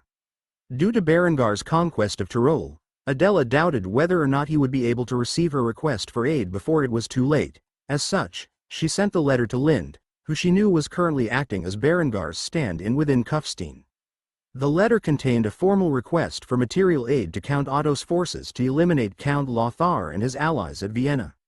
Adela knew that Kufstein was in no position to split its armies and attack Lothar where he was at his strongest. However, she also knew that Kufstein's agricultural and industrial sectors were greater than any other region in Austria, and as such, she requested logistical support from Kufstein to her father's siege of Vienna. Adela was quite worried. Though she and Lind were no longer outright enemies, they were not exactly allies either. She was asking the young woman to act on behalf of her romantic rival to capture or eliminate her own father. Though Lind had already greatly betrayed her father and his schemes, those actions were on behalf of Berengar, who she was deeply in love with. Whether or not she would provide logistical support to Count Otto and his forces was yet to be determined. After signing the letter with her signature, Adela quickly handed it off to a messenger who would travel across the Duchy of Austria, where he would hand it off to Lind in Kufstein. Hopefully, the young teenage girl could receive Kufstein's support and greatly enhance her father's chances of victory and, more importantly, survival. Chapter 126 Preparing for an Invasion. At the moment, Berengar was standing in the Great Hall of Innsbruck surrounded by his officers. In front of them was a large table with a giant map splayed across it. Upon this large map were wooden figures acting as representations of Berengar, his allies, and his enemies. It had been roughly a month since Berengar first began his campaign to conquer Tyrol. After several overwhelming victories, he now found himself controlling roughly a third of the territory in which he had desired to conquer. Since the beginning of the war, when Berengar first left Kufstein, he had put in place measures to begin conscription. He knew his meager army of a little over 5,000 men was not enough to maintain control of Tyrol in its entirety, and as such had begun a new wave of recruitment designed to adequately train the conscripts in the use of firearms, line tactics, and basic combat maneuvers within a matter of weeks. Though it was not the Grand Army of Germany that he had envisioned for the future, his current needs required him to make some sacrifices in the training regimen and the equipment in which the conscripts would use. As such, Berengar had tasked the armories to manufacture the 1417 land pattern musket instead of the more advanced 1417 18th rifled musket. At the moment, 5,000 conscripts in the form of infantry were waiting in Innsbruck alongside the veteran forces of Berengar's army. While they waited for their orders, Berengar was discussing with his officers the best path forward into the conquest of Tyrol. Berengar moved a set of infantry figures across the map and into the position of Sturzing, Meren, and Schlanders, which were the primary hubs of rebellious forces in southern Tyrol, before announcing his plan for a rapid conquest of his enemies to the men by his side. The plan is simple. These three cities are the key centers of resistance to my authority in Tyrol. With the aid of the armies of the lords who have declared their support for me, we will split our army into three components. I will take Sturzing, Eckhard will lead the forces to Meren, and Arnulf will command the men at Schlanders. In one single swoop, we will bring South Tyrol under our authority before moving on to Trent. Eckhard agreed with the plan but also had some concerns. As such, he decided to voice them at the moment. What about our position in North Tyrol? How many men will we leave behind to secure our interests? Berengar smiled. As always, Eckhard did not lose sight of the big picture, so Berengar made a bold declaration. 500 men in Innsbruck and 500 in Schwaz. As for the remaining regions in the north, establish 250-man garrisons to secure the loyalty of the lords who have pledged their support to me. Eckhard nodded in agreement. Though these were rather large garrisons, they would be able to adequately defend the regions from enemy sieges, especially with their technological superiority. Eckhard's next question was in regards to the artillery battalion. What about the artillery? Berengar had already developed a plan regarding the most efficient use of artillery, and thus he explained his plans to Eckhard. We will split the battalion into 3 separate batteries. One will go with each army to ensure that there is sufficient firepower at each siege to bring down the walls of the enemies. Listening to Berengar's plans, the officers of his army, largely comprised of the knights and nobility from Kufstein, had nodded their heads firmly in agreement. If they continued to act as a single army, it might take them months if not years to bring Tyrol completely under their control, seeing how this campaign was only a smaller part of the civil war going across Germany at the moment. Nobody wanted to spend that much time securing a small region like Tyrol. Arnulf, who had been listening to Berengar's words, had a single thought on his mind, and as such, voiced his concerns. What if Lothar returns from Vienna? It has been well over a month since he first began his siege of Vienna, and he should be close to victory by now. Berengar shook his head and responded to Arnulf's concerns with the latest information he had received. Lothar is busy defending Vienna from Count Otto, whose forces have arrived and begun besieging the city in an attempt to wrest it from Lothar's grasp. He and his armies will not be returning to Tyrol anytime soon, and if they do make it out of Vienna alive, their numbers will greatly be reduced. Hearing this news, Arnulf, and many of the other officers felt more relaxed about Berengar's plans. This 3-pronged operation was nicknamed Operation Trident and would be a deciding factor in Berengar's victory in the war for Tyrol. As such, Berengar chatted with the officers for some time in great detail about logistics and tactics before finally ending this strategic meeting. Gentlemen, if all of your questions have been answered, then you should get some rest for tomorrow at the break of dawn. We will march upon our enemies. God with us. Immediately upon shouting that last part, the men all saluted Berengar and shouted the phrase which had become the battle cry of the armies of Kufstein. God with us. After ending the meeting in such a way, the officers returned to their forces to prepare them for the coming battle. With this, Berengar returned to his temporary quarters, where he sat down on the bed and sighed heavily into the dimly lit room in which he resided alone. I need to finish this war quickly so I can return to Kufstein and into the loving arms of Lind. After having such a thought, Berengar prepared himself for the night and then went to sleep, thinking not of the violence and brutality that he would soon be enduring, but of his 2 women and his infant son. He began to reminisce about the days of the not-so-distant past which were far more peaceful than the ones he currently found himself in. It was hard to believe that he had only been reincarnated into this world less than a year ago. He had accomplished so much in this small amount of time, especially when compared to his previous life, where by the time he was 21, he was still at Westpoint achieving absolutely nothing in his life. Coming from a relatively poor background, he had spent his entire youth gaining the knowledge and grades necessary to get an academic scholarship so that he could attend a university. Ultimately, after several life factors, Westpoint became his best option, and so he begrudgingly chose to join the military. After graduating, he wasted his life away in the hellhole known as Afghanistan until his final days. In this life, Berengar was fortunate enough to be reincarnated into nobility. After getting his first taste of real power and wealth, Berengar had become incredibly ambitious, no longer desiring to simply industrialize Kufstein and retire in wealth and luxury. Now that he had a chance, he wanted to be like the many great men from history he had read about in his past life. Thinking of past, present, and future, Berengar fell asleep with a smile on his face. His conquest had only just begun. Chapter 127: An Awkward Family Reunion. The light of dawn shone down onto the burgeoning city of Kufstein. The star-shaped walls that protected the city and its inhabitants were split down the middle as the river Inn flowed through the center of the city. A large castle rose above the many tenements constructed in the half-timber style commonly found in the German-speaking regions. Though Berengar had plans to move into a more modern palace, at the moment, the Castell in Kufstein acted as the main residence for Berengar and his family. Within the dining room, Lind sat at the head of the table at the left side, which was the spot reserved for the Viscountess. Of course, at the moment, there was no Viscountess of Kufstein since Berengar was unmarried, albeit engaged to Adela. However, since Berengar's parents abdicated and retired to the countryside, Berengar had allowed Lind to use the seat. Today was a rare occasion for the castle in Kufstein, for it held a rather lively gathering. Just this morning, her siblings arrived from Innsbruck, in which they had been transported to Kufstein under the guise of Berengar's protection. In reality, they were under house arrest, and Lind was watching over them. Aside from Lind and her siblings, Henrietta sat at the table and was greatly uncomfortable with the whole situation. Liutbert was sitting in the spot Berengar used to sit at before his reign, which was closest to the seat reserved for the Viscount, which was currently vacant. He could not help himself from staring at Lind with confusion. This was not the sister he had grown up with. There was no coldness nor contempt in her eyes for everything around her. Instead, she wore a gentle smile and gazed upon her family with genuine fondness. It had been many months since she last saw her siblings, and though Linda's relationship with her father was strained, to say the least, she was willing to try to get closer to her siblings.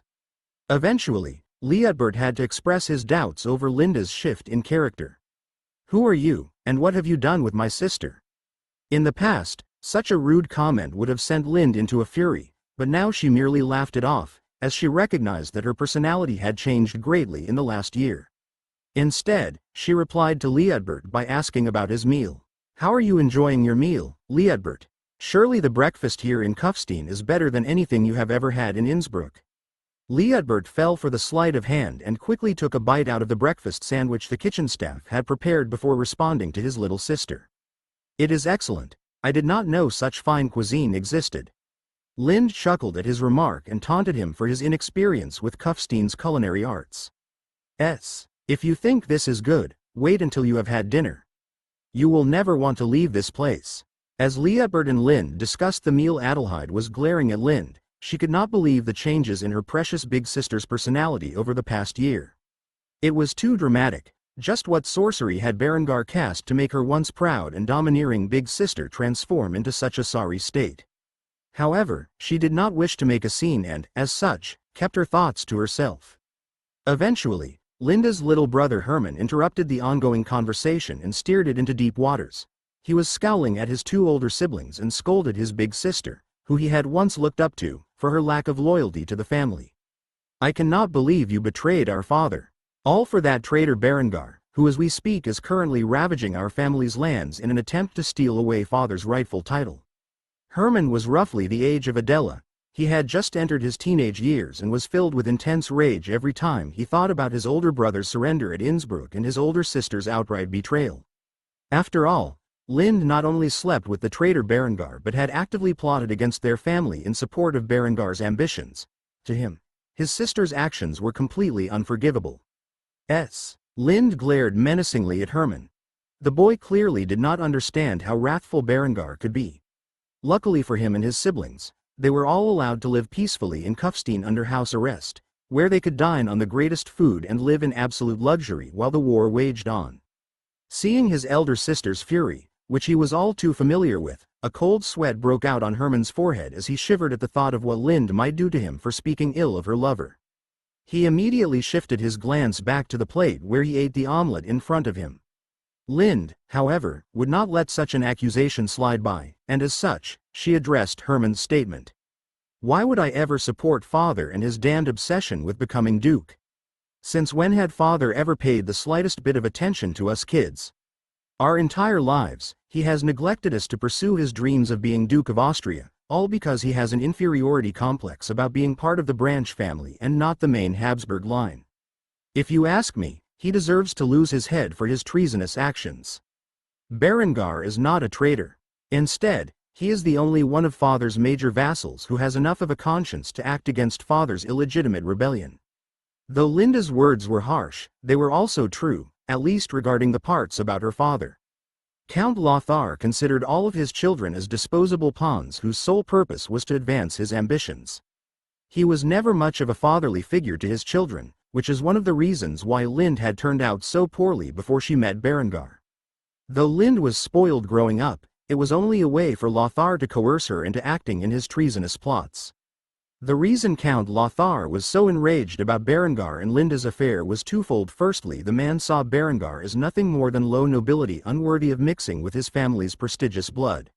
Secondly, Berengar had not only taken his daughter's chastity but also impregnated her, thus taking away the ability to make a powerful political alliance through marriage. Though Hermann wanted to defend his father's actions, he really could not find the words to do so. Instead, he sat in silence like a child who his mother had just caught with his hand in the cookie jar. There was a rift between Linda's family at the moment. This was due to the results of her actions and that of their fathers. As such, they continued the remainder of their meal in silence. This little family reunion turned out to be more awkward than any of them had realized. While Berengar was off at war, Lind was now tasked with not only looking after the affairs of the realm but also keeping a watchful eye on her family, ultimately the only member of her family who was completely on her side as her little half-sister Adelheid. Chapter 128 Blood in the Snow. At the moment Berengar and his army were crossing into the southern portion of Tyrol, his armies had recently split and headed in separate directions, and he was now in command of a force numbering roughly 5,000 men in total, half of which were his own forces. The other half of the army comprised levies from the southern lordships, which supported Berengar's campaign to put down Lothar's rebellion and recapture Tyrol from the traitorous lords who openly defied the authority of Duke Wilmar. Unlike Berengar's army, which was filled with the most veteran members of his infantry and cavalry units, the peasant levies were poorly equipped, and many of them had never seen a battle in their lives. At most, they would act as cannon fodder for Berengar's forces. Their role would be to soak up the enemy's missile fire while his troops gunned down the hostiles. At the moment, it was late in the morning but not quite yet noon, the wind was still, and all that could be heard were the sounds of thousands of feet marching to the beat of the drums as the infantrymen sang another one of Berengar's marching songs. After crossing through the frosty crags of the Alps, Berengar's forces finally found themselves in a position overlooking the city of Sturzing in the distance. However, to their surprise, they also saw an army marching towards them. It would appear that the enemy had opted to sally forth into the field in an attempt to intercept Berengar's forces and eliminate them before they entered the boundaries of the city. As such, Berengar shouted for his troops to hear, "Form ranks." His commands were passed on to the officers and the NCOs before finally reaching the enlisted personnel. With this command, the veteran forces of Berengar's army formed lines and began to load their weapons. The artillery battery also began to take an elevated position above the field below where the enemy army was marching. The cavalry did their jobs and took positions on the flanks, where they would soon be rushing the enemy army. There was no cavalry to speak of in the enemy's forces. In fact, much like everywhere else in Tyrol at the moment, the professional forces were all gathered with Lothar in Vienna, leaving behind small garrisons and large groups of levies to defend their homes. There were a few noblemen and knights, but they quickly dismounted from their horses the moment they saw the overwhelming number of cavalry Berengar had brought with them. As such, the cuirassiers of Berengar's ranks slowly began to trot off at the enemy position while his infantry prepared their muskets. The levies at the moment were used to protect the flanks of Berengar's line infantry. With this formation, rapidly assembled Berengar's forces began to march slowly and uniformly towards the enemy army, the cavalry already beginning their charge. As the cavalry charged towards the enemy, the thunder of the 12-pound cannons resounded in the distance as explosive shells were launched upon the enemy forces. The explosive blast and the shrapnel from the shells battered the enemy forces, quickly turning the lightly armored levies into chunks of flesh and meat paste. Limbs were scattered, heads rolled, and blood stained the snow below. However, there was only one battery able to fire upon the enemy. As such, the numbers of the enemy forces who were affected by the barrage were significantly less than in Berengar's previous battles. Berengar was naturally at the head of the cavalry and quickly pulled both of his pistols from Erwin's saddle. It was already loaded and prepared to fire. All that needed to be done was cocking the flintlock action, which Berengar and his cuirassiers did in unison.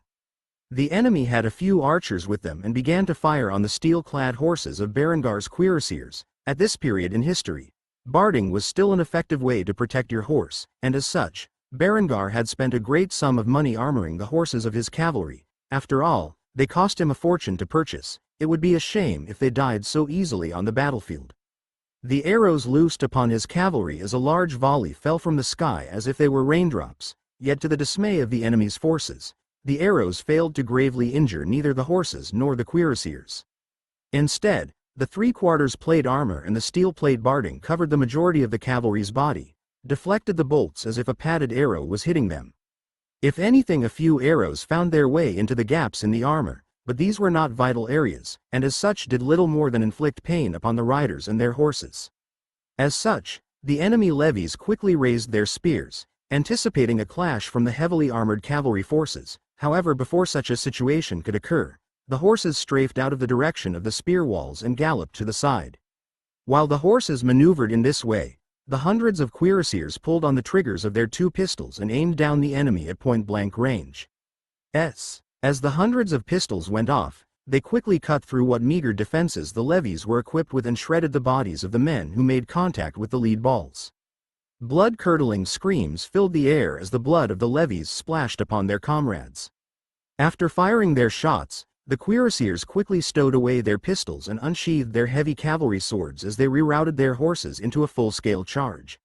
By now, the enemy ranks, which was comprised of mostly greenhorn levies, were filled with terror and dread as they were pushed forward by the somewhat more veteran forces behind them into the meat grinder.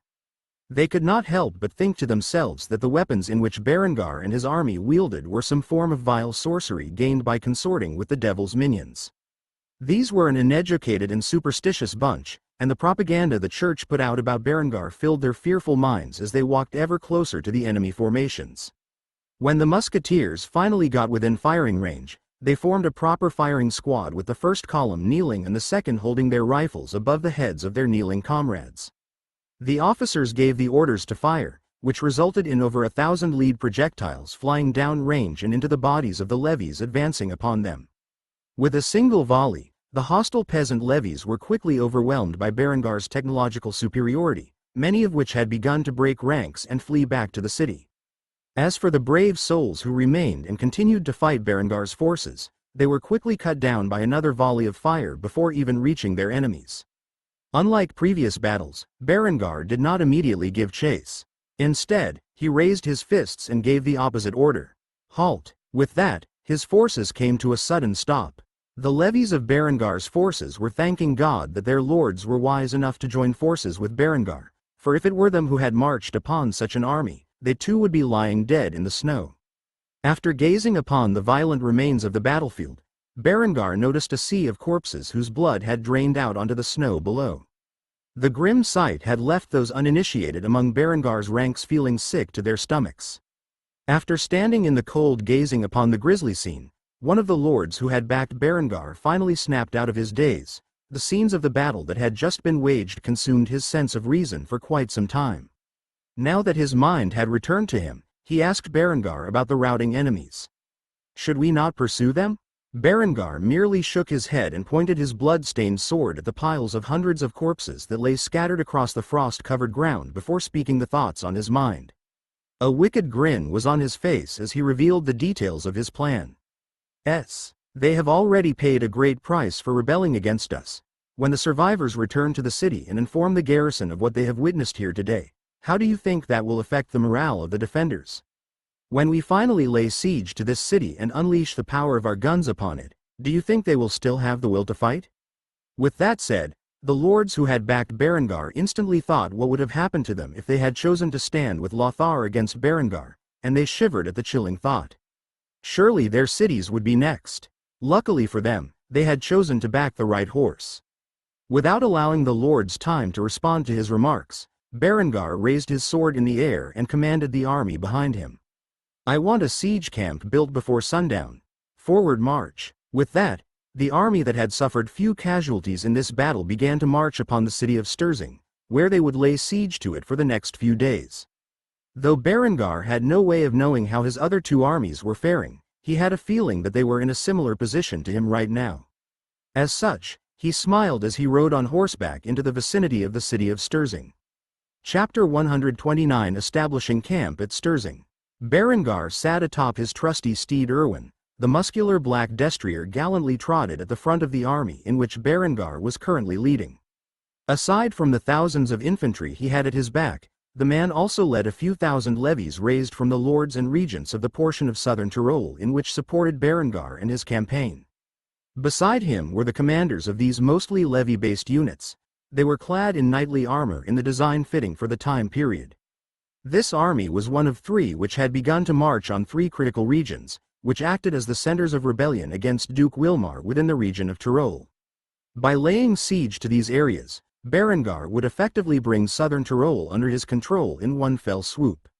As such, Berengar smiled as the men in his army sang along to the marching song Erica from his previous life. It had become one of the favorites of the men in his army. The levies and noblemen who were marching aside Berengar and his army were quite confused about the chipper nature of Berengar's soldiers. The veterans of Berengar's army knew that thus far casualties had been low among their forces, and now they had a bunch of levies to soak up the enemy's arrows and bolts. Thus they were in a perfect mood. As for the conscripts who recently joined the army, they were following their seniors' lead. Before long, Berengar's forces had arrived at the city of Sturzing and once more made camp outside of the enemy's range of fire but well within their own. Though he only had 3 cannons in this army, as he had split up the battalion among the 3 armies, if concentrated on one wall, it would be more than enough to open a gap for his forces to charge through. The cannoneers, who at this point were well accustomed to laying siege, had quickly set up the guns behind some defensive barriers and began to fire off at the city's walls. When the thunder of the guns echoed into the evening sky, the many levies became frightened, not knowing how to react to such a thing. Seeing the distraught expressions on the faces of the levies, the veterans and conscripts of Berengar's army all began to laugh at the men and the pathetic looks on their faces.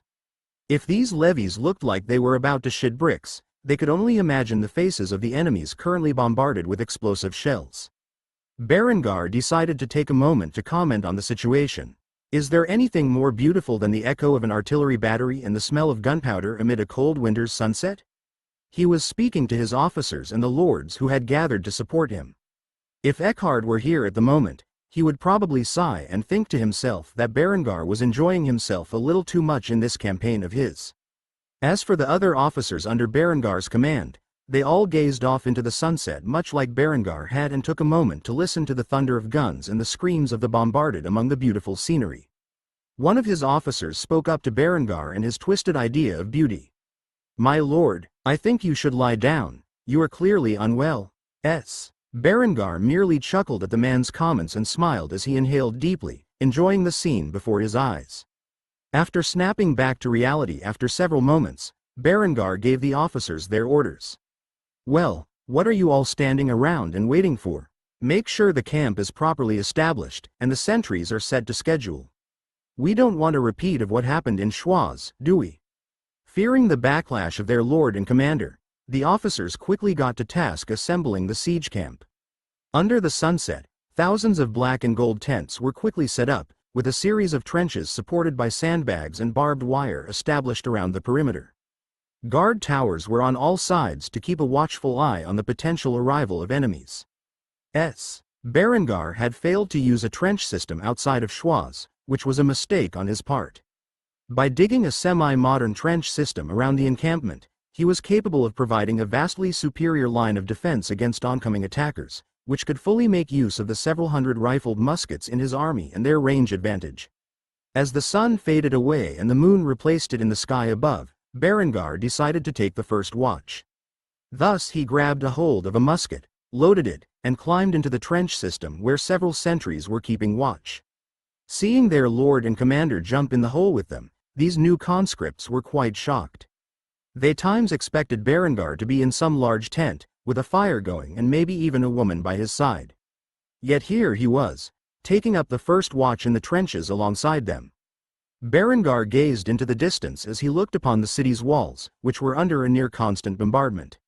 It would take a few days for the walls to come down, and when they did, resistance in the south would come to a swift end as long as the other sieges were also successful. Though with his tactics, and the enemy's lack of understanding towards them, he did not fear defeat in this war. It would be quite some time before the other European powers would begin fielding firearms en masse. However, his victory in this war would certainly spark the development of such sophisticated weapons. Due to Berengar's influence on this timeline's events, the matchlock would come into existence far earlier than it had in his past life. When it did, Berengar would finally be facing some stiffer resistance from his opponents, but for now, the advantages that firearms presented were too great for his enemies to overcome. Military historians would study Berengar's campaign in Tyrol for generations to come. This war in which Berengar fought would symbolize the end of an era, as soon the entire world realized that the age of knights and chivalry had long passed. The era of steel and shot had just begun. Chapter 130 Rite of Conquest. Berengar spent the first shift of the night on watch, protecting the barriers of the camp as a sentry within the trenches. The use of a trench line supported by sandbags and barbed wire was an invention that would normally not exist until the late 19th century. However, with his past life's memory as a combat engineer, Berengar developed such a defensive system with ease. Barbed wire had been used extensively in his fields to keep cattle and other domesticated livestock within the boundaries of the grazing land allotted to them. However, after the ambush on his previous encampment in Schwaz, Berengar quickly learned to utilize trench tactics. When he was resupplying in Innsbruck, he ordered a barbed wire shipment to his army. The sappers in his army spent some time constructing such complex fortifications. Still, in the end, the encampment was so well defended that the likelihood they would suffer significant casualties from an enemy ambush was extremely low. Luckily for them, after seeing the odd defenses of the camp, the enemy did not bother to send a force to test it. It was already terrifying enough to suffer the explosive bombardment of the 12-pound cannons. After staying on the watch for the first shift, Berengar returned to his tent and slept until the dawn, where he was among the first of his troops to awaken in the morning. Though he did not have access to coffee at the moment, he fully intended to establish a trade with the Byzantine Empire in exchange for coffee when his territory grew to a significant enough degree that he could trade with Empire to the east with ease. As for now, Berengar and his troops primarily relied on their own natural ability to awaken and stay awake. When the morning came, the armies gathered in the trenches, and those with the 1,417 18th rifled muskets fired off shots at the defenders on the wall with a fair degree of competency. Though not every shot claimed the defenders' lives, enough of them hit their mark to permanently scare the garrison of Sturzing to keep their heads down. While his troops utilized their advanced weapons to intimidate the enemy forces, Berengar was in discussion with his officers over his plans for the ongoing war effort. Like normal, Berengar drank from a pitcher of light beer as he continued his discussion about the operation to his officers and the lords in command of the many units of levies that comprised their ranks. It will take another day or two before the wall comes down. As such, we will continue to bombard it regularly. When the wall finally crumbles, we will send the levies into the fray while the line infantry will be kept behind and fire upon the defenders on the wall. The cavalry will stay and protect the encampment until a time arises where the enemy has been pushed back. Though the lords who had shown their support to Berengar were perturbed by the fact that their levies would be used to storm the gap, they could not very well decline. As for Berengar's officers, they were more concerned about the success of Operation Trident as a whole, and as such, one of them voiced their concerns. What about Eckhard and Arnulf's armies? How are they faring? Berengar slid the wooden pieces which represented the Allied forces into position outside of the city walls of Flanders and Meren and addressed the officer's question. I have recently received notice that Arnulf and Eckhard's armies have begun to lay siege to the rebellious cities. Within a week, the majority of the resistance in the south will come to an end, and we will be able to march on the Prince Bishopric of Trent, thus ending the rebellion within Tyrol once and for all. The push into Trent would require the unification of his three armies. With his ambitions to conquer the region, Berengar was taking advantage of the rebellion in Tyrol to seize the land in its entirety, even what would be considered Italian regions in the 21st century. Trent was not technically part of the county of Tyrol. They were, in fact, an independent prince-bishopric and recognized as church territory. Due to the conflicts between Berengar and the Cruch, Berengar had fully intended to conquer the region and incorporate it into his territory. Especially since the Bishop of Trent had openly declared his support for the Tyrolean rebels, simply out of spite for Berengar. By doing so, the Church had given Berengar an excuse to invade the Prince-Bishopric of Trent and thus unite the entirety of Tyrol under his authority. Since Berengar was given this opportunity, he did not intend to waste it.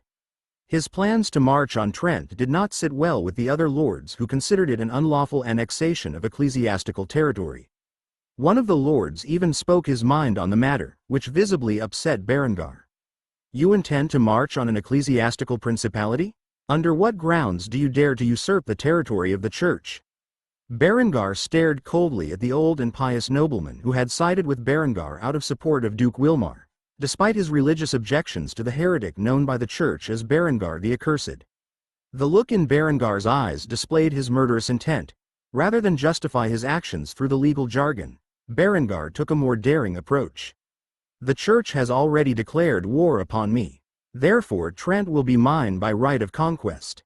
Since I have the might to seize their territory, I will do so, and if the Bishop of Trent has any complaints, he can say it directly to my face before I have him placed in front of a firing squad. The fact that the Church had sent the Teutonic Order on a mission to invade Berengar's lands and usurp his authority was already considered a declaration of war by the young Viscount's standards. As such, he did not fear invading their nearby lands and capturing them for himself. As for the allied lords, they could tell by the look in Berengar's eyes that he was entirely serious about conquering Trent and that he would not be persuaded otherwise. Though they disagreed with his actions, they were far too frightened by the weapons his army possessed. Thus they were intimidated into backing down and following orders, though they secretly prayed that they would not be excommunicated for following Berengar's orders. After concluding his thoughts and informing his officers of how to proceed, Berengar dismissed the men and allowed them to spend their free time as they wished. There was not much to do outside of maintaining order and waiting for the wall to crumble down. Thus Berengar used this time to write to Lind and Adela, informing him of his progress and that his war would swiftly come to an end. As the cannons roared and the muskets echoed throughout the day, Berengar found himself in a tranquil mood. Soon enough, the walls would come crumbling down, and his forces would invade the city. By then, the defenders would either surrender the castle to him in fear of retribution, or a massacre would unfold. Either way, Berengar would be happy with the results. As for Eckhard and Arnulf, their armies were similar in laying siege to the enemy while staying in their camps. While the war in Tyrol progressed rapidly, the remainder of the conflicts in the German regions were bogged down in long sieges and bloody field battles. Only Berengar and his use of superior technology and tactics could so quickly win a war. As for the rest of Germany, Berengar reckoned it would be years before the conflict was over, and he fully intended to spend a fair portion of his time securing his power and advancing his new territory once he officially conquered Tyrol and established himself as a legitimate count. Chapter 131 Trapped within Vienna. While Berengar and his armies were at war in southern Tyrol, Count Lothar was surrounded by his enemies. At the moment Lothar and his armies were sandwiched in between Count Otto's forces who besieged the city, and the castle's garrison who valiantly continued to defend the castle's walls against Lothar's onslaught. Worse yet, right before he was trapped within the confines of the city, he was informed that his army that was sent to Kufstein had been completely obliterated. Though, he did not know the extent to which Berengar had put down his rebellion within his home territory, for if he did, the man would truly lose all hope of survival. As such, Count Lothar was currently surrounded by his vassals who had traveled with him to Vienna, where they were engaged in a discussion about how to move forward. They were not in a good position. Count Otto's armies, though depleted by attrition, still greatly outnumbered his own forces now that they had lost a quarter of their army in Kufstein and had been fighting a siege for over a month. As the noblemen spoke about their situation, blood-curdling screams erupted from the walls, as the defenders continued to die by the dozens defending their position within the city, thus adding a great degree of intimidation to the hearts of the noblemen who had followed their liege seemingly into the gates of hell itself. One such nobleman was addressing the gathering of lords as he voiced his opinions about their options.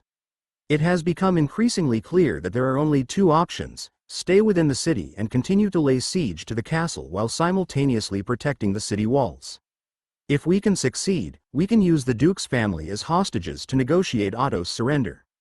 The only other option is to sally forth in a desperate attempt to break through the besieging forces and make our way back to Tyrol, where we can hold our ground against the Duke's forces when he returns from his conquest of Bavaria.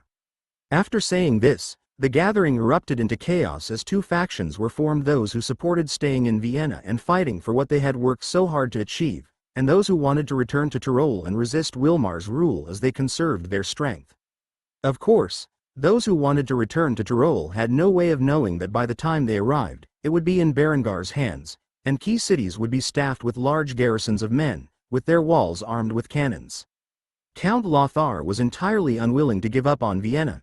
He knew in his heart that if they fought their way out of this mess and returned to Innsbruck to lick their wounds, they will have lost the war. They might be able to survive for a few years in a desperate struggle against the Duke's forces, but in the end, they would be brought to ruin. Their families would pay the price for their defiance. Eventually, the Count raised his hand to silence his lords, and only after their arguments had completely ceased did he voice his decision. I will not concede defeat. I will not retire to Tyrol and live out the rest of my days fighting a defensive war against the Duke and his armies. We will take Vienna, or we will die trying. If we abandon our siege, only death and destruction await our households. Tell the men at the city wall to defend it with their lives. As for the siege of the castle, double our efforts. We must not fail." When Lothar announced his decision, a variety of expressions appeared on the faces of the vassals loyal to him. Some of them were beginning to regret their decision to back his efforts to claim the Duchy of Austria for himself. Many of them wondered how Berengar was faring in his reconquest of Tyrol. If he had managed to take Innsbruck during this time, then there was no point to continue this war any further. Ultimately, every lord who was present for the siege agreed with Lothar. They would remain trapped in the city until a point where the enemy forces were exhausted, or until they had taken the castle, where they would then use the duke's family as hostages to enforce their demands. It was a risky option, but Lothar was right. If they returned to Tyrol and ended their campaign, ultimately, only death would await them and their families. As such, the siege of Vienna continued, with Lothar's armies trapped between enemy forces, fighting a two-front battle. With the arrival of Otto's forces, the castle's defenders became emboldened, and their collapsing morale had been restored to its peak. If they could hold out just a little longer, Lothar's army would collapse, and they would be saved. For now, it was a battle of will to see whose lines would break first. As such, Gautbert, the son and heir of Duke Wilmar, gazed from the ramparts above down onto the city below with a smile on his face. Soon enough, this battle would come to an end, and at the moment, it was heavily in his favor. The young regent wished he could see the look on Lothar's face when he realized he was trapped within the city, with no way out. Just now, he noticed the increase in the intensity of the siege of his family's castle and therefore began sliding his visor down to protect his face from the oncoming missile fire.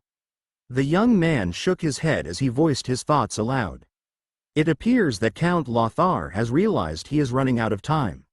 As such, Gautbert unsheathed his sword and raised it in the air as he shouted to the defenders with a heroic speech of defense. "Men, you have all worked hard this past month to ensure the castle of your liege, the rightful Duke of Austria, and his family remain unharmed. Over the course of the next few days, Lothar will throw everything he has at us, but we cannot allow this castle to fall.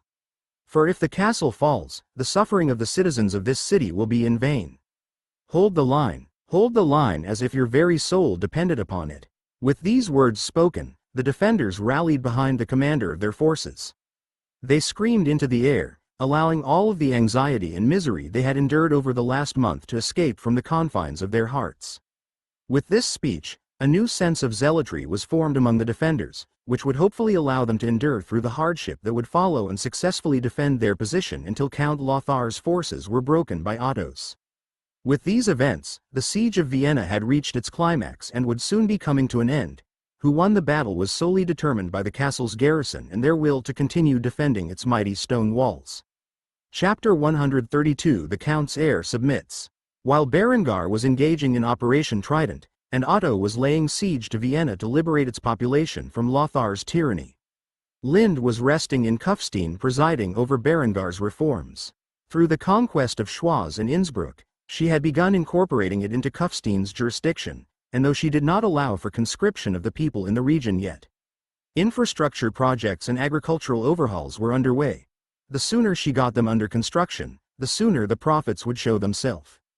The people of Kufstein enjoyed their lives during this time of chaos as they were well insulated from the violence and the bloodshed that was appearing across the German world at this time.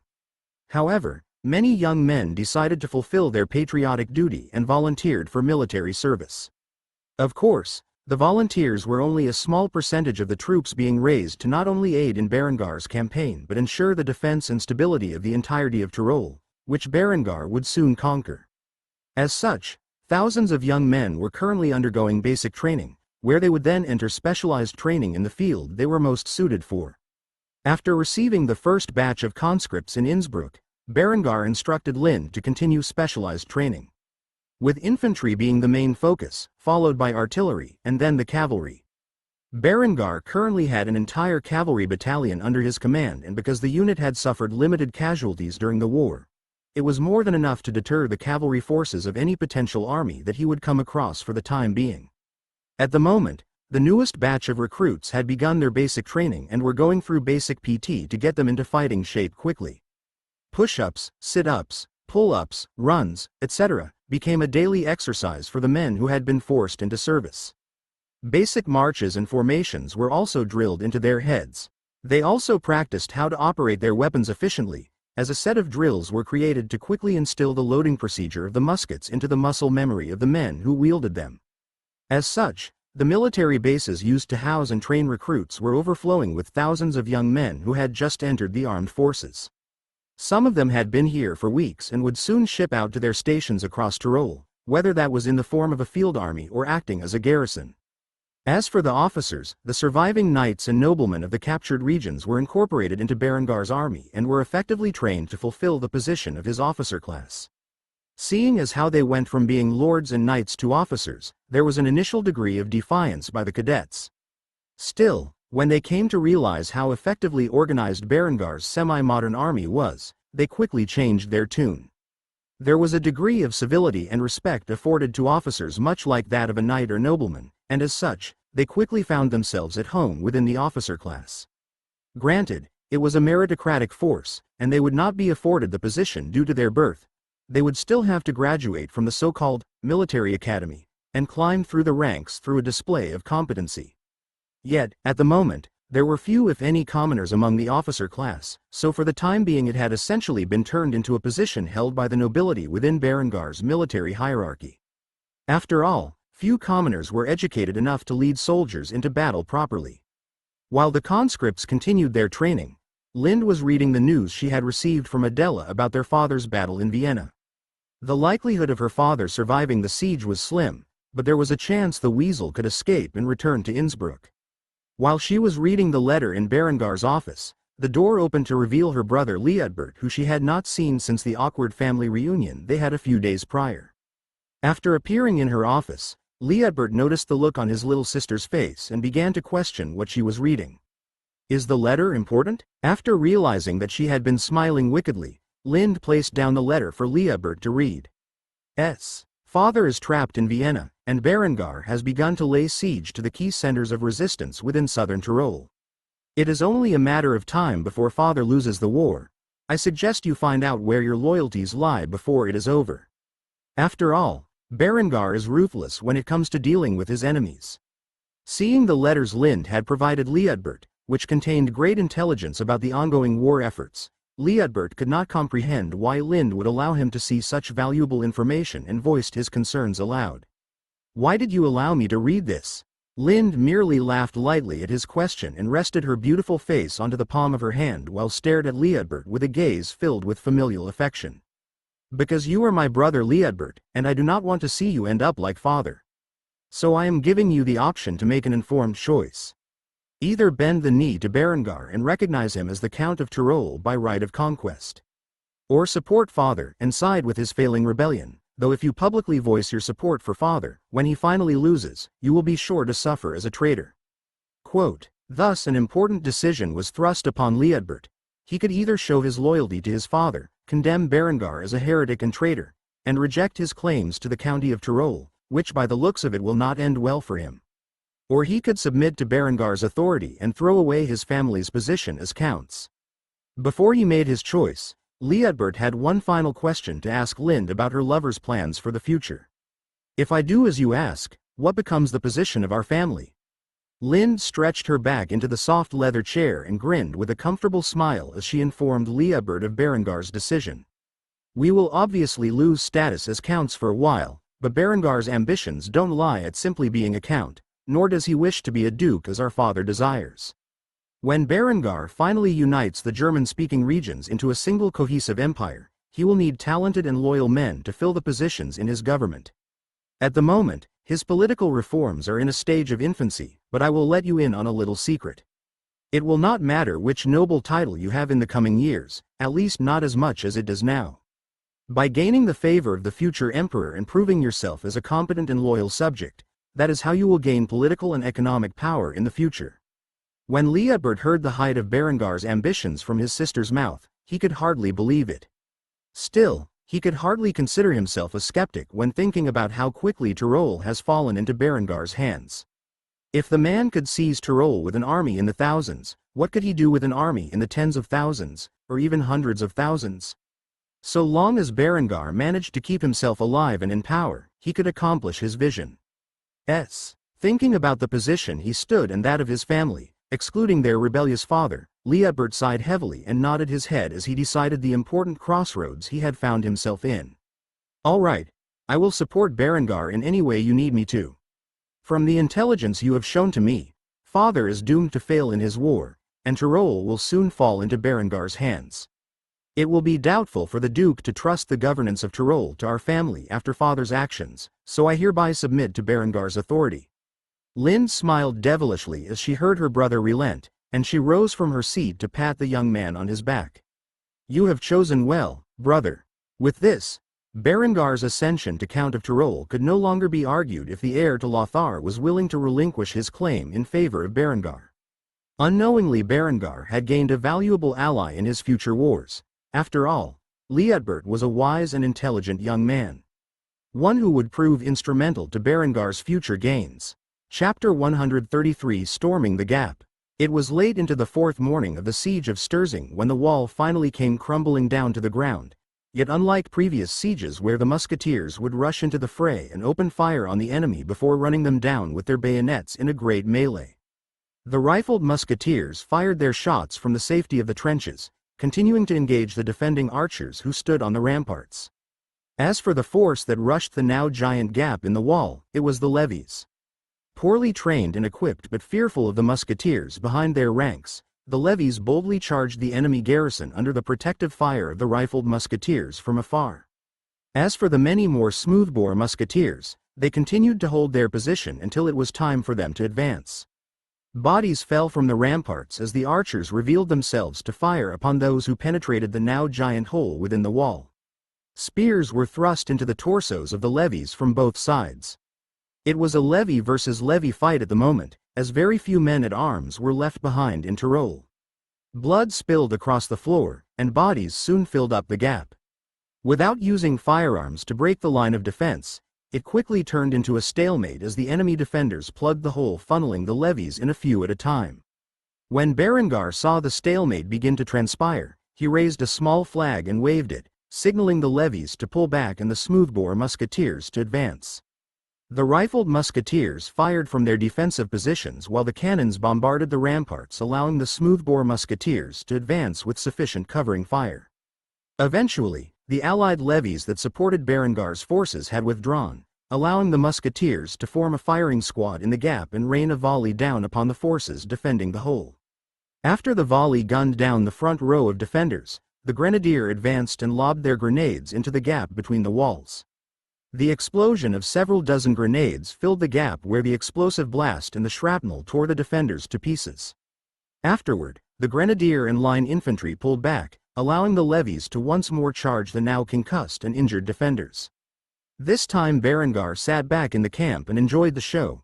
While the battle continued to wage on, Berengar spoke to the lords next to him who had brought the levies. Your levies have provided more support than you realize. They're dealing quite a degree of damage to the enemy forces. The lords merely scoffed at Berengar's remark. He was obviously using the levies to wear the enemy down and save the lives of his own men. Of course, any general worth their salt would use such a tactic. After all, it cost a great sum to arm, train, and supply Berengar's forces. He would preserve their lives as best as possible, and until now, Berengar still considered the levies as allied forces, not belonging to his own authority. As such, he did not care for their lives like he did that of his own men. The course of the battle continued in such a manner for quite some time.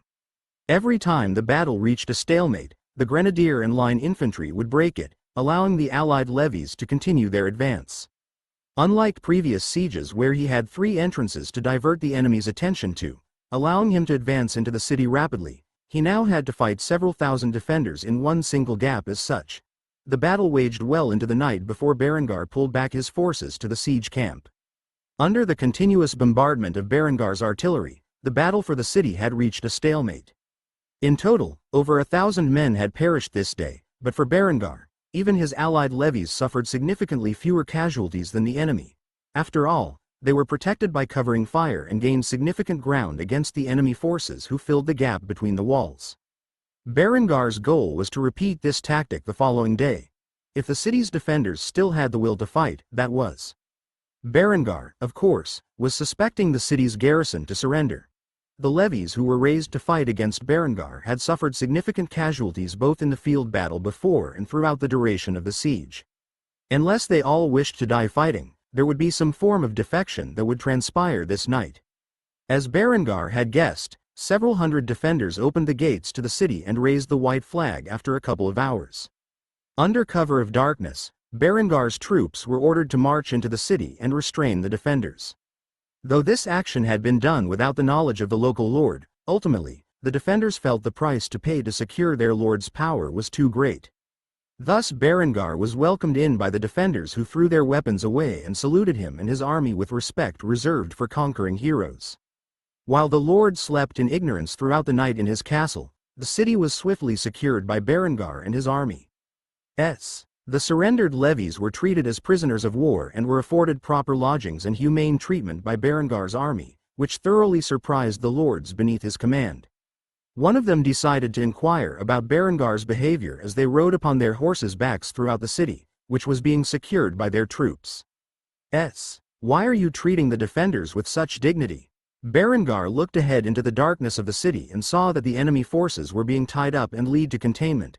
Now that they had surrendered, he would make sure no harm befell them.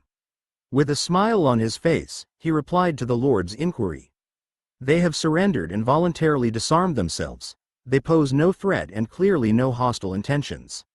As long as they do not pose a danger to myself or my troops, I will treat them with the dignity that soldiers should be afforded. After all, their bravery in the face of overwhelming odds should be commended, for they lasted far longer against my forces than I had initially estimated. Only a savage would cut down a defenseless man. Berengar may be willing to give no quarter to enemies who had begun to flee in the face of his overwhelming might. Still, to a force who had properly surrendered and thrown themselves at his mercy, only their leaders would pay the price for rising against him. The average soldier who was following orders could not be blamed for the actions of his superiors. This was how a civilized man conducted himself in the art of war. After saying his piece, the lords who allied themselves with Berengar began to see him in a new light. He was not as ruthless of a conqueror as they had initially thought. Instead, he had some insights into warfare that could change the way in which such a thing was conducted within the civilized world. To the feudal lords of a barbaric era, this idea of treating the disarmed combatants of the enemy with dignity was a new and bold concept, one which Berengar and his forces would become renowned for as he waged his many wars of conquest. Chapter 134 Victory in Meran. Eckhard stood in the middle of the siege camp in which he had prepared outside the city of Meran. He was currently wearing his blackened munitions half-plate armor with brass trim over his winter clothing. A German-style burgonet was adorned atop his head, protecting his skull from potential harm. The three ridges that formed at the top of the helmet were trimmed with brass, as were the edges of the helmet. The veteran knight, who now acted as Berengar's field marshal, scowled as he watched the ongoing siege of Meran. Due to an increase in distance when compared to Sturzing, it took him an extra day to arrive at his target with his army. Unlike Berengar, he did not engage in a field battle before setting up the siege, as such his army was well rested for the campaign to take the south. While Berengar had developed a taste for the gruesome nature of warfare, Eckhard was quite honestly tired of it. He had seen too much death in his life, and the fertile fields of 100 battlefields being turned into a barren wasteland scorched by the fires of war, and the blood of battle were etched into his permanent memory. However, as a knight whose only skills were in the art of war, he had no other option in life but to fight until the day of his death. Hearing the blood-curdling screams of the enemy defenders who were gunned down by the rifled musketeers in his army, many of which had become talented marksmen by this point in the campaign, he could not help but sigh and shake his head as he mumbled his inner thoughts under his breath. So much unnecessary death. They should just surrender. Their defeat is inevitable.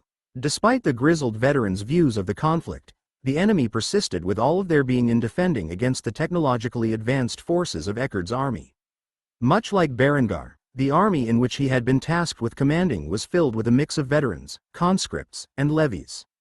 Many of the surviving veterans in this conflict would go on to become NCOs, and even officers within Berengar's future imperial army, but for now they merely hunkered down in the trenches and fired upon the enemy from a distance which was out of reach from the longbows, and crossbows of the feudal garrison in which they were facing off against. It was after making this observation that the wall finally came crumbling down, after a few days of laying siege to Meran. Victory was within his grasp. Eckhard began to wonder if Berengar and Arnulf had already conquered their cities. Nevertheless, now was not the time for that. As such, Eckhard grabbed a hold of his loaded musket and ordered his troops to prepare to storm the gap. Eckhard took a different approach to the battle than Berengar did. He bombarded the gaps within the wall with explosive shells, making sure to deal massive damage to whatever men were foolish enough to stay near the gap. After bombarding the location for some time, the enemy was afraid to protect it. As such, they had managed to stay quite a distance away from the area. When Eckhard finally called for the bombardment to stop, the gap was rushed by the nearby musketeers and levies, who ran into the city and began their slaughter. No matter how mighty of defense was initially planned, under the fire of muskets, whose flanks were covered by the levies, the city quickly fell into the hands of Eckhard. As one of Berengar's generals, Eckhard had made sure to enforce Berengar's rules about the treatment of civilians and POWs. Any man who willingly surrendered to Eckhard and his army was treated with a degree of dignity, and under the watchful gaze of Eckhard's forces, who had Berengar's rules of war drilled into their heads, the levies were prevented from acting out and causing a scene. After all of the enemies were rounded up as prisoners of war, and the civilians were accounted for, Eckhard gave the order to begin the bombardment of the castle. Unfortunately for Eckhard, the enemy regent was stubborn and refused to surrender. As such, the bombardment continued for several days more before the walls came crumbling down. Wanting to end the battle as quickly as possible, Eckhard ordered his grenadier into position to open fire on the enemy forces before lobbing their grenades into the gap. A common tactic utilized by grenadier, after causing significant death and destruction to the enemy defense. A great melee had broken out as levies, conscripts and veterans clashed with the enemy garrison. The castle was protected by the elites left behind in Meran and comprised of heavily armored troops resembling men-at-arms. Eckhard stayed in the back of the army and watched as his forces slowly captured the courtyard before bashing down the castle's doors with a battering ram, where they marched inside with their muskets loaded, bayonets affixed, and spears in hand. What followed was a slaughter of every man who resisted until finally, they entered the grand hall where the regent was standing firmly in defiance of Eckhard's army. When Eckhard forced his way to the front and saw the proud regent, he could not help but sigh in his heart. This man was clearly willing to die rather than admit defeat. The regent, noticing the respect given to Eckhard, realized the possibility that he was the commander of this army. As such, he asked in confusion as to the location of Berengar. "You are much too old to be Berengar the Accursed. Who are you? And where is the heretic who lays siege to my lands?" Eckhard noticed the usage of the phrase, "my lands," despite being a mere regent, which suggested the man undoubtedly had an overinflated sense of pride. As such, he sighed and introduced his rank and name to the regent, who acted in power as the lord of this region was off in Vienna fighting Lothar's war. "I am Field Marshal Eckhard von Hallstatt, Berengar's leading general. He has tasked me with laying siege to this city, and as such, I have full authority to accept your surrender." With the massive growth of Berengar's armies, he had begun to implement a proper rank system in his army, which was equivalent to a modern military's. Unlike America in Berengar's past life, he used the rank Field Marshal to give to Eckhard as the highest-ranking general of all of his armies.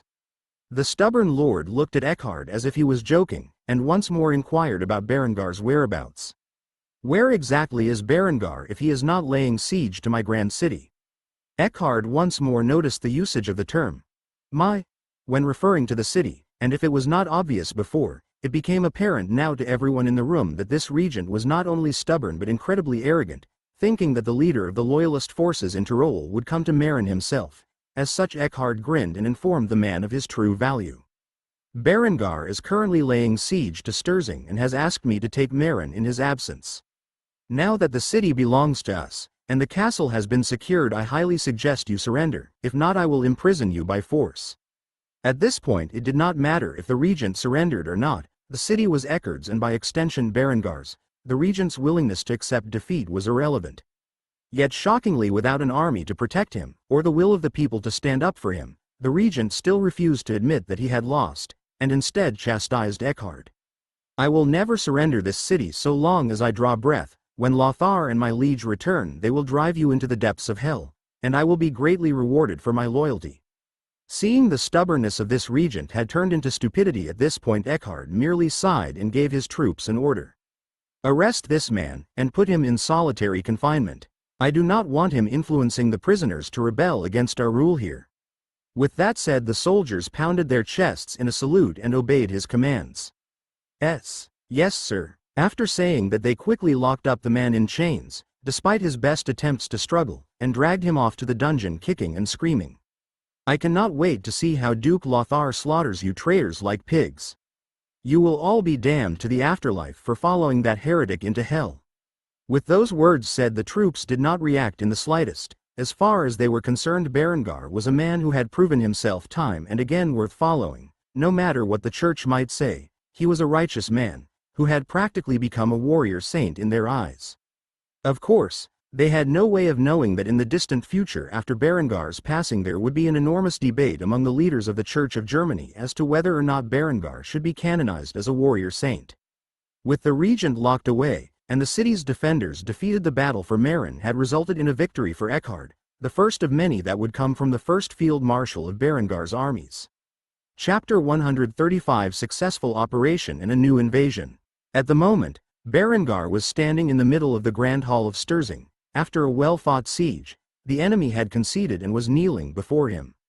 With the collapse in the defenses of the city the night prior, it did not take long for the cowardly regent within to surrender the castle and the city to Berengar. A few bombardments on the castle's walls, and he quickly flew the white flag, scurrying for Berengar's favor. With Sturzing and Meren won, all that remained in Operation Trident was the fall of Flanders, and news of victory in that area would soon follow. As such, Berengar was smiling at the defeated regent, which happened to be one of the brothers of the baron who ruled over this area. Though the man was trusted with the region's defense by his elder brother, he had utterly failed in that regard. The resistance in the south had come crashing down around the might of Berengar's army, and few places still harbored ill sentiments towards Berengar's campaign, at least openly, that is. At the moment, Berengar was speaking with the regent, who was kneeling before him like a loyal subject. I will not punish you for your brother's defiance. Since you have surrendered willingly, you will be afforded the same respect I treat all of my prisoners of war. However, Sturzing is under my authority until the rule of law is restored within Tyrol. Quote, the regent was sweating buckets as he kneeled before Berengar, not willing to look into the young man's ferocious gaze. He had never seen a siege ended so quickly before, nor had he witnessed such destruction. The rapid speed in which Berengar seized control of Sturzing was unprecedented, well, unless you count his other conquests. Truly, the tactics of European warfare would change when the feudal lords of the continent eventually came to know the effectiveness of his weapons. As such, the man kept his head bent low as he thanked Berengar for his mercy. My lord, I thank you on behalf of myself and my family for sparing my life. The church had taken advantage of Berengar's conquest to spread rumors about alleged wicked acts of his army and himself. Despite conducting themselves with a degree of civility not commonly found in this medieval age, his army was branded as demon-worshipping murderers, rapists, and cannibals by the church. As such, the fear in the regent's eyes was understandable. He was clearly a fool who believed everything the church told him, and Berengar had no use for such fools in his county. That's right, his county. As far as Berengar was concerned, there was only one way for this war to end up, with him being rewarded with the title of County of Tyrol. Though at the moment he was unaware of Liebert's decision to aid him in this regard, Berengar was still confident he would get what he wanted. Thus he looked at the regent in front of him with disgust as the man was led away to his imprisonment. Afterward, Berengar sat down on the seat of power in Sturzing and gave his orders. Prepare to rest here, and leave a garrison of 500 men. We will prepare our forces for a push into the Prince-Bishopric of Trent when we have mustered our strength.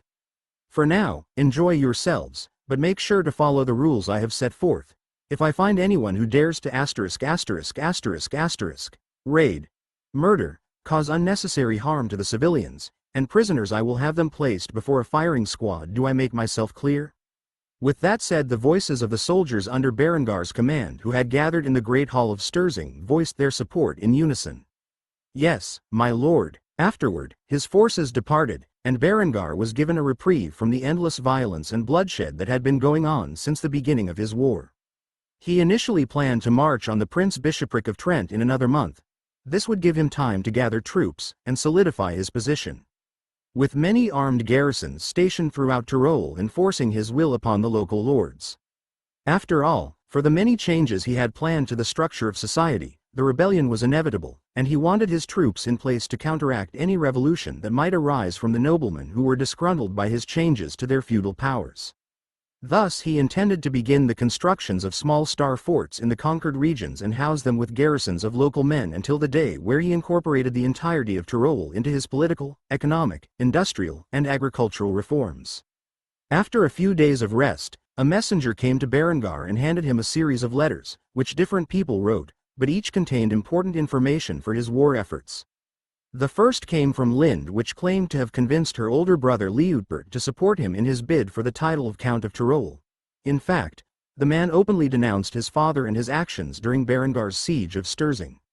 The next two letters were from Arnulf and Eckhard, informing Berengar that they had seized control of their targets and that Operation Trident had become an enormous success. Berengar now held the key centers of resistance to his authority in southern Tyrol. With it, the remaining rebel regions would fall into Berengar's hands in weeks. The next letter was the most important report he had received, and it was written by Adela, informing him that Lothar was surrounded in Vienna, with no way out, and the siege her father was engaging in to remove the traitor Lothar was going quite well. It would not be long until Lothar was captured by Duke Wilmar's forces and was executed. When Berengar read this news, he realized he would have to push forward his timetables.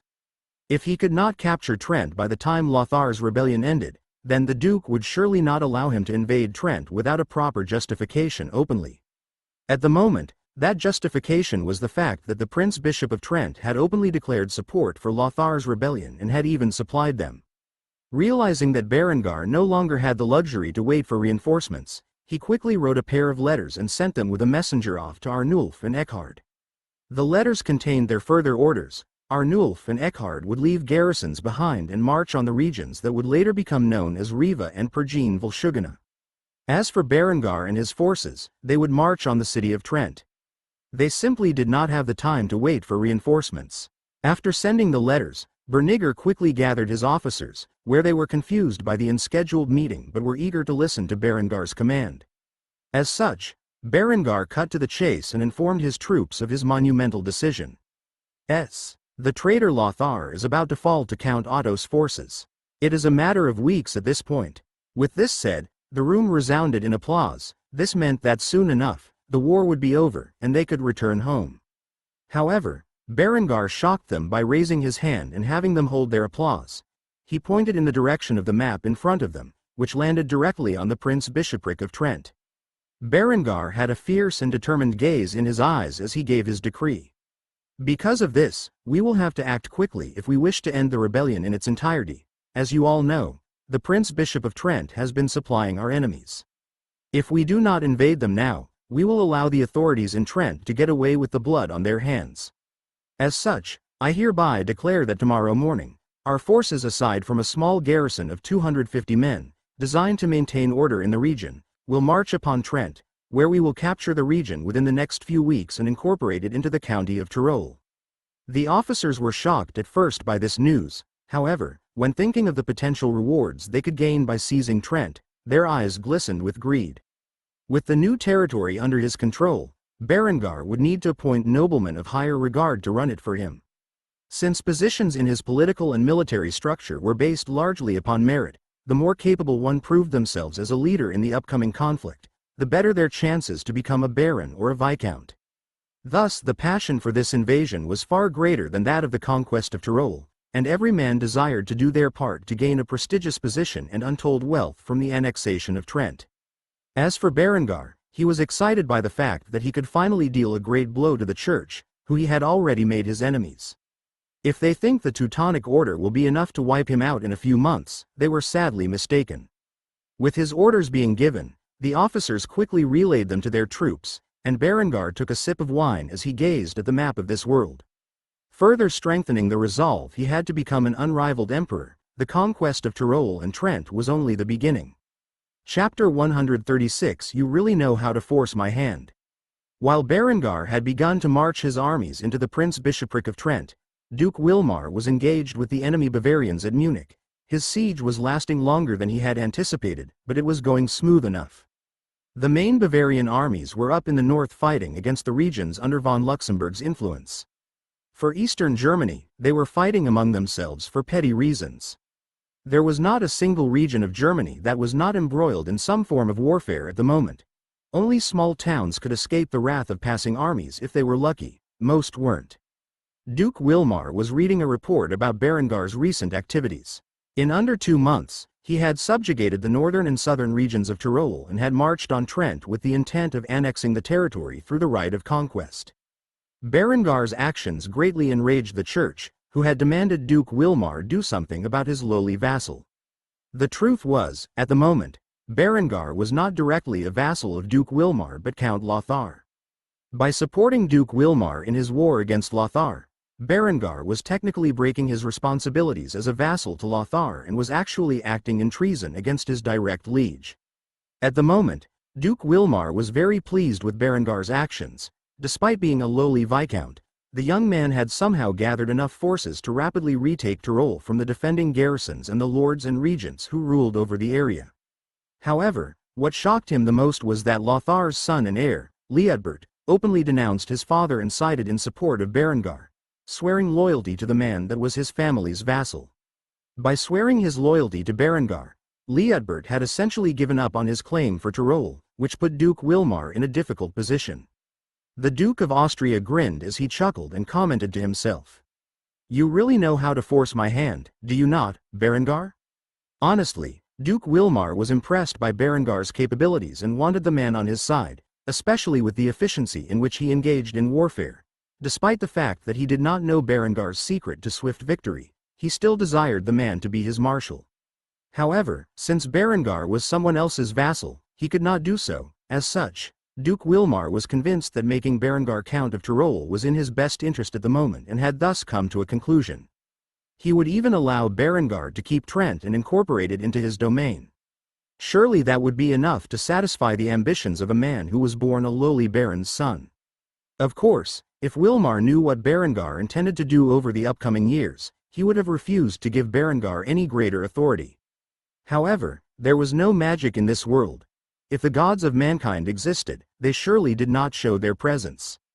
As such, there was no way to accurately predict the future or understand the exact thoughts in someone's head. Beside Wilmar was one of his commanders, the Count of Salzburg. His name was Walfried von Salzburg, who was shocked by the statement the Duke had made. As such, he quickly questioned his liege on what he meant. "Apologizes for my liege, but how exactly has Berengar forced your hand?" Normally a count like Walfried would not be familiar with some lowly viscount from another county. Still, he had heard many things about Berengar, the young man who was quite famous in Austria and several nearby German regions like Bavaria. When Walfried received the Duke's reply, the Count could not help but look at Berengar with even higher praise. Berengar has seized nearly all of Tyrol and has currently marched on the Prince-Bishopric of Trent in an attempt to annex it from the Church. This was shocking news. After all, it had been less than 2 months since Berengar first took up arms against Count Lothar, and during that entire time the Duke's army had been stuck laying siege to Munich. He began to wonder just how did the young Viscount manage to capture such a vast swath of territory so rapidly. Count Walfried could hardly believe his ears and, as such, had to verify the information. "What did you say?" Duke Wilmar glared at Walfried in response to his questioning tone and made what he had previously said clear. "You heard me?" Wilfrid did not know how to react to such information. Immediately, his mind thought the Duke was reading misinformation, and as such, he asked about its authenticity. "Has this intelligence been verified?" To Walfried's surprise, Duke Wilmar smiled and nodded. Neither of them knew how exactly Berengar had managed to seize Tyrol so quickly, but they knew that it was an extraordinary feat. As such, they could not help but praise the young Viscount in their hearts.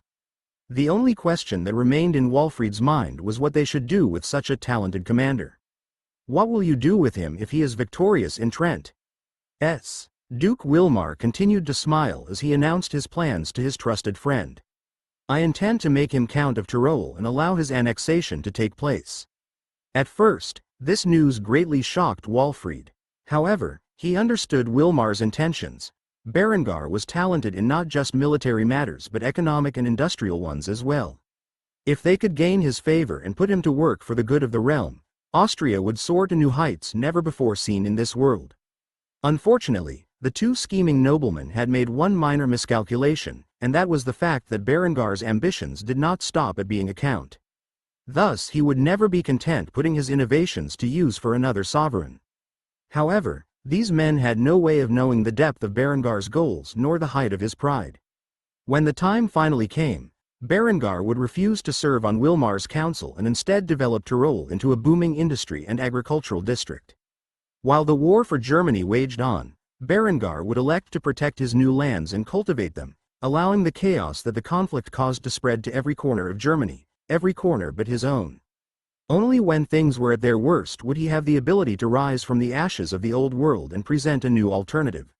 As such, they continued to scheme as to how they would get into Berengar's good graces, and by doing so, they played directly into the young Viscount's hands. For Berengar would never accept the yoke of servitude beneath another being. His pride as a man would never allow it. Chapter 137 Invasion of Trent. The invasion of Trent was swift and sudden. The three-prong assault on Trent, Riva, and Pergine Volsugana caught the Prince Bishop completely off guard. Berengar gave no warning when he invaded Trent. As far as he was concerned, he was already at war with the region when they decided to supply his enemies. Due to the lack of notice, the Prince Bishop did not have time to raise an army in defense, not even the ability to form levies. As such, he was currently surrounded in the city of Trent by Berengar's armies. As for the other key areas of assault, they could hardly even be considered cities. If anything, they were towns with a single castle. Both Eckhard and Arnulf would be able to take their regions and march on the final area with a significant population before Beregnar had even completed his siege of Trent. This was a lightning war fought with limited time. Berengar had to capture the key regions before Lothar was defeated in Vienna. As such, he had ordered a constant bombardment of the enemy fortifications. While a siege camp was constructed, it was rushed into production, as Berengar did not fear the bishop's armies, who were all hiding cowardly behind the large city walls. It was not as if it mattered though. Berengar concentrated the artillery bombardments on a specific section of the wall and felt he could bring it down very quickly. As usual, Berengar's forces had fired their muskets upon the defenders on the ramparts. Those who survived the initial attack began to realize that by looking over the merlins, they were asking for death. As such, the entirety of the bombardment was rather peaceful, with only a few shots being taken every so often whenever a defender was foolish enough to stick his head out from under the protective cover. The Prince Bishop of Trent was livid. His territory was under siege from Berengar the Accursed and his demonic hordes. He was completely and utterly trapped within the confines of his territory. The bishop's name was Ludger, and he could not think of a worse fate than being trapped inside his city walls waiting for Berengar to bring the wrath of Satan upon him. Obviously, he was not one of the bishops within the Catholic Church who supported Berengar's ideals and had used much of his power and authority to demonize the young Viscount publicly. Ludger was in the middle of screaming at his garrison's commander, who was heavily armored in the equipment a proper man-at-arms would have from the era. "What do you mean the men on the ramparts do not have the ability to return fire? Just what kind of weapons is the enemy using?" The commander of the garrison was utterly frightened. He had seen too many of his men gunned down by the thunderous weapons in which the enemy forces wielded. Though he recognized the possibility of the arms being used as hand cannons, he could not believe the range they were capable of. It was beyond imagination to suggest such a weapon was capable of engaging targets at over 400 yards. "I believe they are hand cannons, but your lordship, I do not understand how these weapons are capable of such range. They have a greater range of effect than even our steel crossbows." The Prince Bishop of Trent could only gnash his teeth in rage as he continued to hear the echoing thunder of the 12-pound cannons wreaking havoc upon his walls. Fearing the worst, he asked the question on his mind. "What about the walls? Will they withstand the fire of the cannons?" The garrison commander shook his head with a worrisome expression on his face when he told the truth. "They will at most last another day. Your lordship, please, let me get you out of the city. You can take refuge in the Vatican until a force can be mustered to take back your land." Ludger was outraged at the idea of fleeing his lands and leaving it in control of Berengar the Accursed, but his garrison commander was right.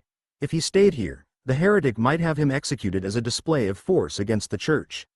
Ludger completely refused to die at the command of Berengar. and he also needed to supply the Vatican with intel he had gathered about Berengar's weapons. Whether they believed him or not, the hand cannons in Berengar's hands were far more effective than anything else seen at the time and were a great threat to any army of the era. As such, Ludger sighed heavily before accepting the commander's suggestion. "Fine, we will do it your way. Make sure you and your men buy me some time." With those words spoken, the garrison commander nodded his head and saluted to the Prince Bishop. "We will die defending this holy land from the heathens at our gates." With that said, a plan was put into place for the Prince Bishop of Trent to abscond into the night and flee towards the Vatican. Hopefully, Berengar's forces would be unable to capture him. Night fell, and Berengar's bombardment continued into the night. To provide a distraction for the Prince Bishop's escape, the enemy defenders sallied out of the sally port and rushed into Berengar's trench line. Ultimately, the enemy was spotted before they were even 250 yards away from the camp. As such, Berengar and his men awoke from the sound of the watchtower's bell and rushed into their equipment. This time they would not be foolish enough to leave their armor behind. As such, it took them a few minutes to get fully equipped. During this time, the muskets from the sentries within the trenches had been going off echoing into the night as the mini-ball and musket ball projectiles shredded the oncoming attackers. Though the trenches had been rushed, there was still barbed wire in place and earthen fortifications designed to protect the soldiers within the trenches. By the time Berengar arrived at the scene, a pile of corpses stacked atop the trenches adding a secondary barrier for the defenders to get through. The zealotry in which they had attacked the defensive trench line was something Berengar had not witnessed in quite some time. Truly, religion was a powerful force that could compel men to disregard their lives, but Berengar did not know why they decided to act this way. Berengar disregarded the thought as he rushed into the trenches with a musket that had its bayonet affixed in hand and aimed the weapon at the oncoming attackers. After getting a target in sight, he squeezed the trigger of the firearm, causing the hammer which contained the flint to fall onto the pan below and spark, thus igniting the black powder contained within the pan, which propelled the mini-ball down range and into the chest of a man at arms no more than 10 feet in front of him. The bullet-like projectile easily pierced through the man's coat of plates, creating a massive hole in his chest where his heart used to lie intact. Not allowing time for the soldiers to rush forward, Berengar quickly reloaded his musket alongside his soldiers as fast as he could. The enemy soldiers rushed into the trench line but were caught in barbed wire, which tangled around their armor and caught them in place long enough for the defenders to reload and fire into the ensnared enemy forces.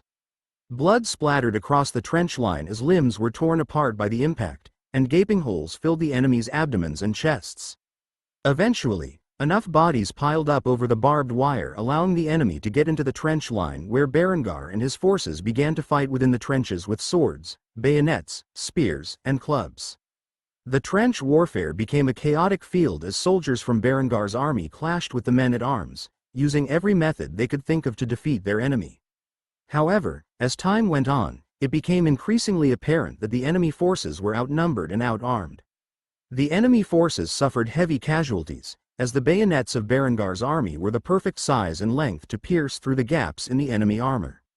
Seeing as how most of them wore mail avantales as a form of throat defense, Berengar's soldiers quickly made that the target of their bayonet thrusts, which easily pierced through the interlocked iron rings and into the throats of their opponents, ending their lives. As for Berengar's forces, aside from the levies, each was equipped with sufficient steel plate protection for their torso, thighs, neck, and head. Aside from the face or the armpits, it would prove virtually impossible to deal a lethal blow to his forces with a piercing or slashing weapon. Thus, most of Berengar's fatalities resulted from blunt trauma to the head, but this was a minimal number. By dawn, the sun had risen, and Berengar was victorious. However, it would only be after Berengar had seized the city that he would realize that the Prince Bishop had fled his lands, leaving them ripe for the taking. Despite defeating the sallying forces, a few hundred men were still defending behind the walls who refused to surrender the city. As such, the siege would go on for several more days while Berengar's allies fought their own battles for the Prince Bishopric of Trent.